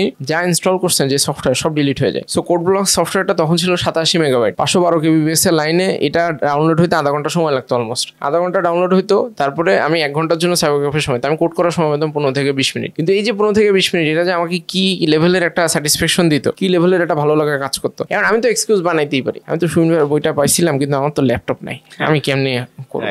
this is just an excuse. আপনি রাস্তা খুঁজতে চাইলে রাস্তায় নেমে একবার চোখ খুলে চারদিকে তাকাইলে সবকিছুই খুঁজে পাওয়া যায়। শুধু নামতে হয় আর কি, সাহস করে বিসমিল্লাহ বলে নামতে হয়, আর বাকিটা আল্লাহ ভরসা আর কি। এরকমটা যেটা আপনি বললেন যে 2023 সালে আপনি 63 জন মানুষের সাথে কথা বলছেন, মেজরিটি আইটি ইন্ডাস্ট্রি, এবং 2024-এ হয়তো অনেকের সাথে কথা বলেছেন। আমরা জানি হচ্ছে নেটওয়ার্ক অনেককে নেট অর্থের সাথে বিবেচনা করা হয়। এই ক্ষেত্রে কিছু আমাদের টিপস দিতে পারেন ভিউয়ারদের জন্য যে কিভাবে আমি যদি কারোর সাথে নেটওয়ার্কিং করতে চাই, কোন কোন বিষয়গুলো আপনি মাথায় রাখেন, কি কি বিষয়গুলো অ্যাভয়েড করা উচিত? এই জায়গাটাতে আমার কাছে মনে হয় যে আমি কার সাথে দেখা করতে চাইবো, আমার লাইফের ইন্টারেস্ট বা আমার ক্যারিয়ারের ইন্টারেস্ট যার সাথে কানেক্টেড করবে, আমি কিন্তু তার সাথে দেখা করতে চাইবো। যেমন আমি রাইসুল ভাইয়ের সাথে দেখা করতে চাইছি, কারণ আমি সফটওয়্যার ইঞ্জিনিয়ার হওয়ার একটা সুপ্ত বাসনা আমার ভিতরে ছিল। আমি যেরকম মানুষ হইতে চাই সেই টাইপের মানুষজনকে প্রথমে খুঁজে বের করা, অ্যান্ড দেন তার সম্পর্কে একটু পড়াশোনা করতে হয়। মোস্ট অফ দ্য টাইম আমরা যেটা করি কি, মানুষের সম্পর্কে পড়াশোনা না করে একটা মেসেজ দিয়ে বসে থাকি, তারপরে বুঝি না যে আমি কি বলবো। আমি তো ভাই তার সম্পর্কে জানি না, আমি কিভাবে তার সাথে কনভারসেশন স্টার্ট করবো। এবং মোস্ট অফ দ্য টাইম আমি যখন কারোর সাথে কথা বলতে যাই, আমরা সবসময় আমার নিজেকে জাহির করতে যাই, কিন্তু ঘটনাটা তো আসলে ঠিক না। আপনাকে শুরুতে তার সম্পর্কে যে আপনি অনেক কিছু পড়াশোনা করছেন, তার সম্পর্কে যে স্টাডি করছেন, সেটা তো আমার আগে বলতে হবে, তাইলে না আপনি আমার সাথে কথা বলার ইন্টারেস্ট ফিল করবেন। তখন আপনার মাথায় আরে রাকিব তো আমাকে নিয়ে পড়াশোনা করছে, আমাকে এটা তো psychologically back of the mind আপনার মাথার ভিতরে অলরেডি আমার সম্পর্কে আপনার পজিটিভ ইমপ্রেশন তৈরি করবে। সো তার মানে ওই পার্সনটা সম্পর্কে আপনাকে পড়াশোনা করতে হবে। পড়াশোনা কেমনে করবেন? তার ফেসবুক অ্যাক্টিভিটি দেখতে পারেন, লিঙ্কডিন অ্যাক্টিভিটি দেখতে পারেন, তাকে নিয়ে যদি নিউজ পেপারে কোনো জায়গাতে কোনো নিউজ আসে সেটা দেখতে পারেন। দেখে আপনি হয়তো বা সে যদি কোনো একটা বই লিখে থাকে বা কোনো একটা আর্টিকেল বা কোনো একটা ইন্টারভিউতে কোনো একটা কথা বলে থাকে, আপনি বলতে পারেন ভাই ওই ইন্টারভিউটাতে আপনি এই একটা কথা বলছিলেন, এটা আমার কাছে খুব ভালো লাগছিল ভাই। অ্যান্ড দেন ওই রিলেটেড আমি এই আরও একটা দুইটা জিনিস আমার লাইফে হয়েছে বা ওইটা থেকে আমি ইন্সপায়ার্ড হয়ে আমি এই কাজগুলো করছি, তখন কিন্তু কনভারসেশন স্টার্ট হয়ে যায়। ফ্যাক্ট যে জায়গাটাতে হয় কি যে আমি কম স্টাডি করে তারপরে যাই, যাওয়ার পরে তারপরে আমি হাই হ্যালো সালাম দেওয়ার পরে আর বুঝি না, তারপরে আমি শুধু বলতে থাকি ভাই আমি তো সফটওয়্যার ইঞ্জিনিয়ার হইতে চাই, আমি কি হইল না। মানে কথা বলার জন্য টপিক আসলে বের করতে হয়। টপিক কিভাবে বের করবেন? মানুষের সম্পর্কে স্টাডি এবং মানুষের সম্পর্কে ডিপ ইন্টারেস্ট থাকতে হয়। আমরা ওই যে করি কি, আমরা চিন্তা করি যে একজনের সাথে দেখা করবো, একটা ছবি তুলবো, সেলফি তুলবো, ছবি তুলে ফেসবুকে দিব, লিঙ্কডিনে দিব, দেওয়ার পরে ভাইয়া লাইক দিবে, কমেন্ট করবে হয়তো বা, এটা মনে হয় আমার জন্য একটা, কিন্তু তার কাছ থেকে আমি কি নিয়ে আসলাম এইটা খুবই খুবই জরুরি। যেমন আমি বিভিন্ন সময় বিভিন্ন ক্যাম্পাসে যখন সেশনের জন্য কথা বলতে যাই, সেশন শেষ হয়ে গেলে অনেকে আসে ছবি তোলার জন্য, তা আমি ছবি তোলা শেষ হয়ে যাওয়ার পরে বলি যে ছবি তুলে কিন্তু কাজ হবে না, কি কি শিখলে আজকে সেশন থেকে সেটা বলো, বা তোমার জন্য আদৌ এটা হয়েছে যা জিজ্ঞাসা করলো, হ্যাঁ ভাই অনেক কিছু, একটা পয়েন্ট বলো কোনটা শিখছো।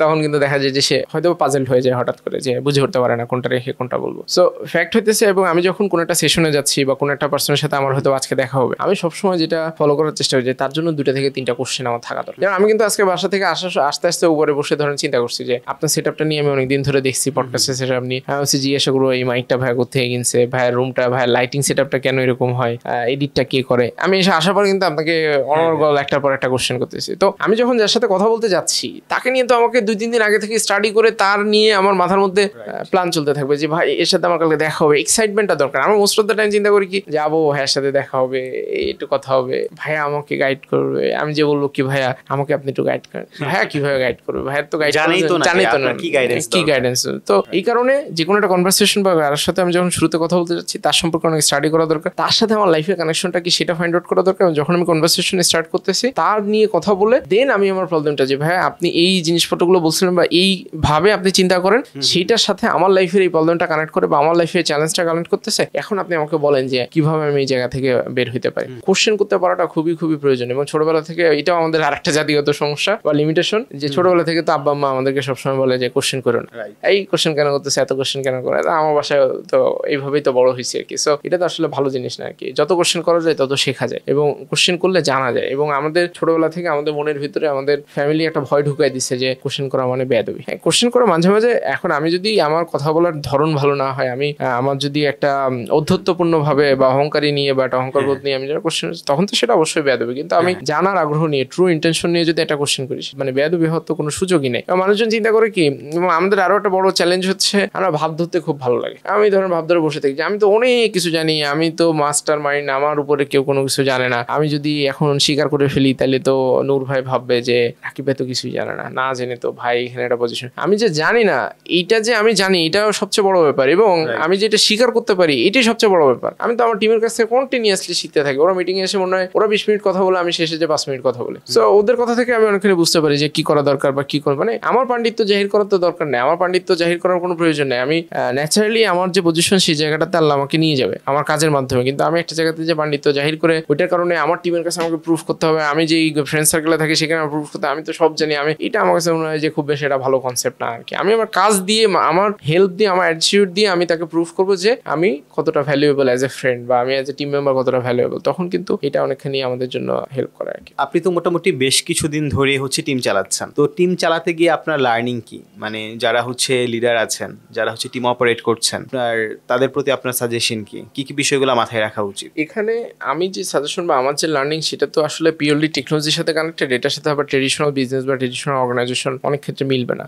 সো ফ্যাক্ট হইতেছে টেকনোলজি কোম্পানিগুলো খুবই ফ্রিডম বা ফ্লেক্সিবিলিটির উপর দিয়ে চলে, কারণ ক্রিয়েটিভ মানুষকে আপনি বাইন্ধে রাখলে ও আসলে ক্রিয়েটিভলি কাজ করতে পারে না। সো এই জায়গাটাতে একটা ব্যালেন্স তৈরি করতে হয়, তাকে এনাফ চ্যালেঞ্জ দিতে হয় টিমকে এবং তাকে অ্যাপ্রিসিয়েশন দিতে হয়, তাকে বোঝাইতে হয় যে তাকে দিয়ে প্রবলেমটা পাস, তাকে অনেক বেশি এম্পাওয়ার করতে হয়, তাকে এমপ্যাথেটিক্যালি অনেকখানি চিন্তা করতে হয় যে তার প্রবলেমটা, আমি তার সাথে ব্রুটাল হবো না। যেমন আমি রেজিস্ট্রেশনে থাকতে এরকম অনেক সিচুয়েশন হয়েছে যে আমার বিকালে ক্লায়েন্টের সাথে রিভিউ মিটিং আছে যেখানে আমি ফিচারটা দেখাবো, এটা ডেভেলপ করা হয় নাই। আমি তো চাইলে ডেভেলপারের উপর চিল্লাপাল্লা করতে পারি, হ্যাঁ না তুমি এটা কেন করো না, এটা তো হইলো না, এটা আমার মান সম্মান। আমি যে তারপর ক্লায়েন্টের কাছে ধরেন যেটা সত্যি সেটা বলছি, ভাইয়া এটা চ্যালেঞ্জের কারণে এটা তো হয় না, আমি দেখতেছি কালকে ভাইয়া দেখতেছি। এখন অনেক সময় আবার এখানে মানুষ চাপাবাজি করে, চাপাবাজি না করে অনেস্ট থাকাটা বা সত্যি কথা বলাটা আমার কাছে মনে হয় যে ট্রান্সপারেন্সি অনেকখানি বাড়ায় দেয়। এবং কাজের ক্ষেত্রে এরকমও ঘটনা ঘটছে যে আমাদের প্রোডাকশন লেভেলে আমরা টেস্টিং এর অ্যাপ রিলিজ দিয়ে ফেলছি খুব বড় একটা প্রজেক্টে এবং সেটাতে লাইভ ইউজার আছে এবং পরবর্তীতে যেটা হয়েছে আমরা ঘন্টাখানিক পরে সেটা বুঝতে পারছি। আমি তো চাইলেই ধরুন আমার তো ওই অথরিটি আছে যে আমি এই পার্সনটাকে একদম কালার করবো, বলবো যে না তোমার কারণে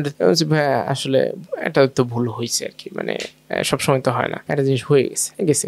তো এটা নিয়ে ধরেন ক্লায়েন্ট অনেক সময় তারও তো ফ্রাস্ট্রেশন থাকবে, এটা তো খুব ন্যাচারাল, সে ফ্রাস্ট্রেশন ঝাড়ছে। মানে আমি তো ম্যানেজার বা অ্যাজ এ লিডার আমার কাজই তো এটা যে আমি ব্যালেন্স করবো, যে দুই পাশকে ব্যালেন্স করে আমি মাঝখানে পুরো জিনিসটাকে এই অ্যাবজর্ভ করার, এবং অ্যাজ এ লিডার আমার অ্যাবজর্পশন ক্ষমতা অনেকখানি থাকা দরকার। কারণ আমি যদি অ্যাবজর্ভ করতে না পারি, আমার রেজিস্ট্যান্স যদি ভালো না হয়, তখন আসলে খুব ক্রিটিক্যাল, যেমন আমার জন্য অনেক সময় একটু ক্রিটিক্যাল হয় এবং অবস্থাটাই আমিও শেখার চেষ্টা করতেছি, কারণ অনেক সময় আমি অনেক বেশি স্ট্রেসড হয়ে যাই। আসলে তো অনেক ধৈর্য প্রয়োজন হয় লিডার যখন আমি হইতে চাই, তখন প্রচুর ধৈর্যের প্রয়োজন। যেমন আমি আমার ব্রেনস্টর্মে যখন শুরুর দিকে প্রজেক্ট ম্যানেজার হিসেবে কাজ করা, প্রজেক্ট কোঅর্ডিনেটর হিসেবে কাজ করা শুরু করছি, তখন আমার এরকম সিচুয়েশন হয়েছে একবার যে একটা জিনিস ডেলিভার করার কথা সেটা ডেলিভার হচ্ছে না, অন টাইমে মিট করতে পারতেছি না, আমি বুঝতে পারতেছি না যে আমি কি করবো। আমি অফিসের টয়লেটে যে আমি কান্না করছি, আমার চোখ দিয়ে পানি পড়তেছে যে আমি এখন কি করবো, আমি তো পড়ছি বিপদের মধ্যে, আমি তো কাউরে কিছু বলতে পারতেছি না, আমি ক্লায়েন্টকে বলতে পারতেছি না, এখানে বলতে আমি করবো। সো চিন্তা করে দেখেন, এটা কিন্তু খুব স্ট্রেসফুল সিচুয়েশন। এখন আমি আমার পজিশনকে ইউটিলাইজ অবশ্যই করতে পারি, পজিশনকে তো ইউটিলাইজ করতে পারি, আমি পজিশনকে ইউটিলাইজ করে একজনের উপর দোষ চাপাই দিতে পারি, কিন্তু এটা তো আসলে ভালো জিনিস না। সো আমি সবসময় যে জিনিসটা বলি যে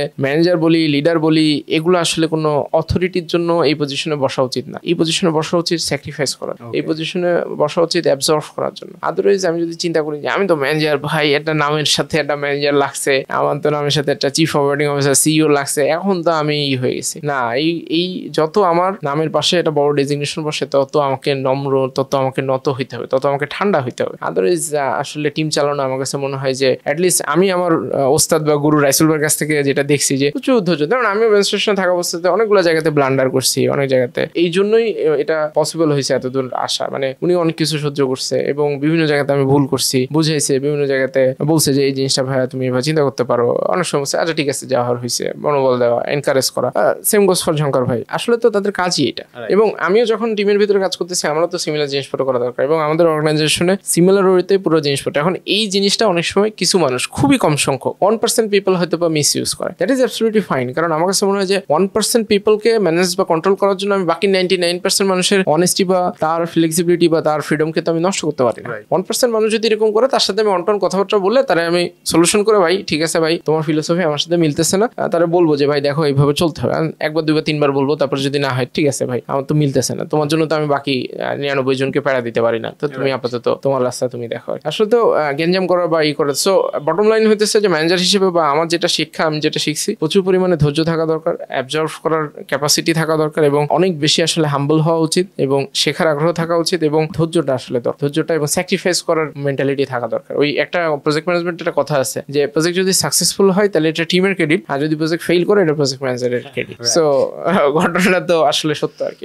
আপনি হচ্ছে যদি কিছু বই সাজেস্ট করেন, কারণ আপনি প্রচুর বই পড়েন, আপনি কোন বইগুলো বলবেন? বই অনেকখানি পড়ার চেষ্টা করি, বাট নিয়ম মেনে রিসেন্ট টাইমে একটু পড়া একটু কষ্ট হয়ে গেছে। তবে একটা বই আছে যেটা বলতেছিলাম, ইকিগাই বইটা আমার কাছে মনে হয় যে যারা স্টুডেন্ট অবস্থাতে আছে তাদের সবাই পড়া উচিত। এটা চিন্তা ভাবনার দরজাটাকে অনেকখানি ওপেন করে। সবাইকে নন ফিকশন বই পড়তে হবে ব্যাপারটা এরকম না, ফিকশনাল বই পড়লেও সেখান থেকে অনেক জিনিসপত্র শেখা যায়, চিন্তা ভাবনার দরজাটা ওপেন হয় অনেকখানি। এবং আমি স্কুল লাইফে থাকতে হুমায়ুন আহমেদের প্রচুর বই পড়ছি এবং আরো অন্যান্য রাইটারের ফিকশনাল যেসব বই আছে সেগুলো তো পড়ছি, এগুলো তো এন্টারটেনমেন্টের কারণে পড়ছি। বাট নন ফিকশনাল বইয়ের ভিতরে ইকিগাই বইটা পড়া খুবই খুবই প্রয়োজন। আর আরেকটা বই আছে সেটা হইতেছে যে ডেল কার্নেগির লেখা সম্ভবত how to win friends and family by influence people, right? ওটা কমিউনিকেশনের জন্য যথেষ্ট ভালো একটা বই। কেউ যদি মুসলিম হয়ে থাকে তার জন্য, আমি প্র্যাকটিসিং মুসলিম হয় তাহলে প্রোডাক্টিভ মুসলিম বইটা পড়তে বলবো, খুবই চমৎকার বই। রকমারিতে এটা বাংলা ভার্সন যেটা আছে এটা যথেষ্ট ভালো, এই বইটা খুবই খুবই খুবই চমৎকার। এবং কেউ যদি লিডারশিপ পজিশনে কাজ করতে চায় তাহলে দুইটা বই খুবই খুবই ভালো, সেটা হচ্ছে 5 Dysfunction of a Team আর আরেকটা বই 5 Temptation of a CEO আর কি। এই দুইটা বই পড়া যেতে পারে, এই দুইটা বই যথেষ্ট ভালো লিডারশিপ সম্পর্কে বা নিজের সম্পর্কে জানা, বা এটার জন্য 7 Habits of Highly Effective People, এই বইটা যথেষ্ট ভালো। এখানে যে 7টা হ্যাবিটের কথা বলছে, এটা যদি কেউ মানে চেষ্টা করে ফলো করার করে, তখন তার জন্য লাইফে তাকে পিছনে টেনে ধরা একমাত্র উপরাল্লা ছাড়া মনে হয় না যে কোনো মানুষের পক্ষে সম্ভব। কারণ ওই 7টা স্কিল রপ্ত করা আসলে খুবই কঠিন ব্যাপার। কেউ যদি প্র্যাকটিসের ভিতরে নিয়ে আসতে পারে তাহলে সে কাইন্ড অফ আনবিটেবল বা আনস্টপেবল একটা পার্সন হিসেবে তৈরি হবে। এবং আমার মনে হয় যে মানুষ হিসেবে কম বেশি আমাদের বই পড়া উচিত। বিভিন্ন সময় যে এখন রিসেন্ট টাইমে তো পডকাস্ট গুলো হইতেছে, সেটা শুনলে অনেক কিছু শেখা যায়, জানা যায়। তবে বই পড়লে অনেক ভালো হয়। বই পড়লে যেটা হয় কি যে আমার মনে হয় যে ব্রেনের ভিতরে কাইন্ড অফ কিছু নার্ভ অ্যাক্টিভ হয় আর কি, চিন্তা ভাবনা করার দরজা ওপেন হয়। আমার কাছে অনেকগুলো এক্সপিরিয়েন্স থাকে, কারণ আমি ধরেন আমার বয়স হয়তো বা 30 বছর, আমি 30 বছরের যে এক্সপিরিয়েন্সটা হয়েছে সেটার সাথে আমি যখন বই পড়তেছি নতুন একটা ইনফরমেশন, যে তখন কিন্তু কারণ সেম বই বিল গেটস পড়লে একরকম আউটপুট আসবে, আমি পড়লে একরকম আউটপুট আসবে। এবং সেম বই আমার বয়স যখন 25, আমি পড়লে একরকম আউটপুট আসবে, আমার বয়স যখন 35 সেম বই আমি যদি পড়ি তখন আমার চিন্তা ভাবনা তার মানে বই কিন্তু একটা ম্যাজিক্যাল জিনিস। সো এই কারণে সেম বই বারবার পড়া অনেক সময় উচিত। তো এই ক্ষেত্রে চ্যাটজিপিটি অনেকখানি হেল্প করতে পারে আমাদেরকে। যেমন ছোট করে আমি যদি একটু বলার চেষ্টা করি, পার্সোনালিটি টেস্ট করা যায়। ব্রিক্স মায়ারের একটা টেস্ট আছে পার্সোনালিটি টেস্ট, MBTI যেটা আর কি। সো এই টেস্টটা কেউ যদি ইন্টারনেটে গেলে ফ্রিতে করা যায়, মানে 50টার মতো কোশ্চেন থেকে, এখান থেকে তার একটা পার্সোনালিটি টাইপ বের হয়। এই পার্সোনালিটি টাইপ নিয়ে আমি যদি চ্যাটজিপিটির ভিতরে যেয়ে বলি যে this is my personality type, আমি আমার ক্যারিয়ারে এই পজিশনের দিকে যাইতে চাই, বা ওর কাছে যদি আমি জিজ্ঞাসা করি আমার জন্য কি ধরনের ক্যারিয়ার ভালো হবে, আমার কাছে এই কয়টা অপশন আছে, আমি কোনটাতে গেলে আমার জন্য ভালো হবে, সে একটা বললো। তারপর আমি বললাম যে না, এই ক্যারিয়ার ফিল্ডে যাওয়ার জন্য আমার কি কি স্কিল সেট প্রয়োজন তুমি বলো, সে বললো। তারপর আমি বললাম যে এই ক্যারিয়ার এবং আমার পার্সোনালিটি টাইপের সাথে কোন বইগুলো পড়লে আমি আমার নিজেকে আরো বেটার সামনের দিকে আগে নিয়ে যেতে পারি। তার মানে দেখেন চ্যাটজিপিটি আমার জীবনকে কতখানি সহজ করে ফেলছে। আমরা সবসময় সারা জীবন একটা জিনিস বলে আসছি, আমার তো বড় ভাই নাই, আমার বড় ভাই তো, আমি যে ফ্যামিলি থেকে উঠে আসছি আল্লাহর অশেষ রহমত, যে আমার পরিবারের অন্য কেউ তো এই ফিল্ডে কাজ করে না, টেকনোলজির টিউ হয়তো অনেকে বুঝে না, একদম একদম মফস্বল একটা জায়গা থেকে আমি আসছি। সো সেখানে আমার আব্বা আমার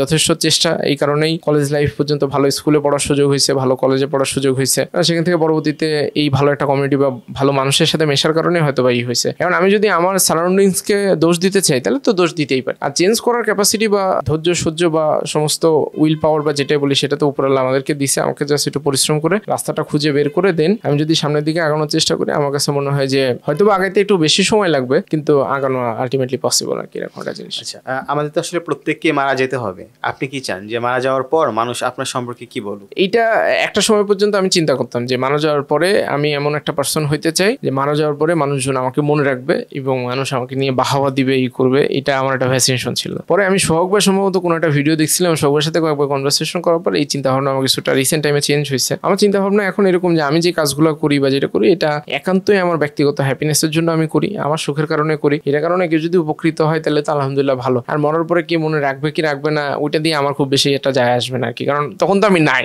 আমি আমার এক্সিস্টেন্সই নাই। এখন সেটার সেই সময় আমাকে নিয়ে কে ভাবলো কি ভাবলো না, কেউ গালি দিল না কি না দিল, আমার কি বা যায় আসে আর কি। তো যে যা করতেছে তার নিজের হ্যাপিনেস এটার জন্য করা উচিত, তবে এই হ্যাপিনেস করতে যে আবার অন্য কারোর ক্ষতি যেন না হয় ওইটা সবসময় আসলে কেয়ারফুল থাকা উচিত। এমন না যে আমিও অনেক সময় মানুষের মনে কষ্ট দিয়ে ফেলি মানুষ হিসেবে, তবে চেষ্টা করি যাতে না দেওয়ার আর কি। ঠিক আছে রাকিব ভাই, আমাদের মোটামুটি এই পর্যন্ত ডিসকাশন ছিল। আপনি কষ্ট করে স্টুডিওতে এসেছেন, সেজন্য আপনাকে অসংখ্য ধন্যবাদ। ধন্যবাদ ভাই, আপনার সাথে কথা বলে বেশ ভালো লাগলো। ইনশাল্লাহ ফিউচারে আবার কখনো কথা হবে। ইনশাআল্লাহ। আল্লাহ হাফেজ। আল্লাহ।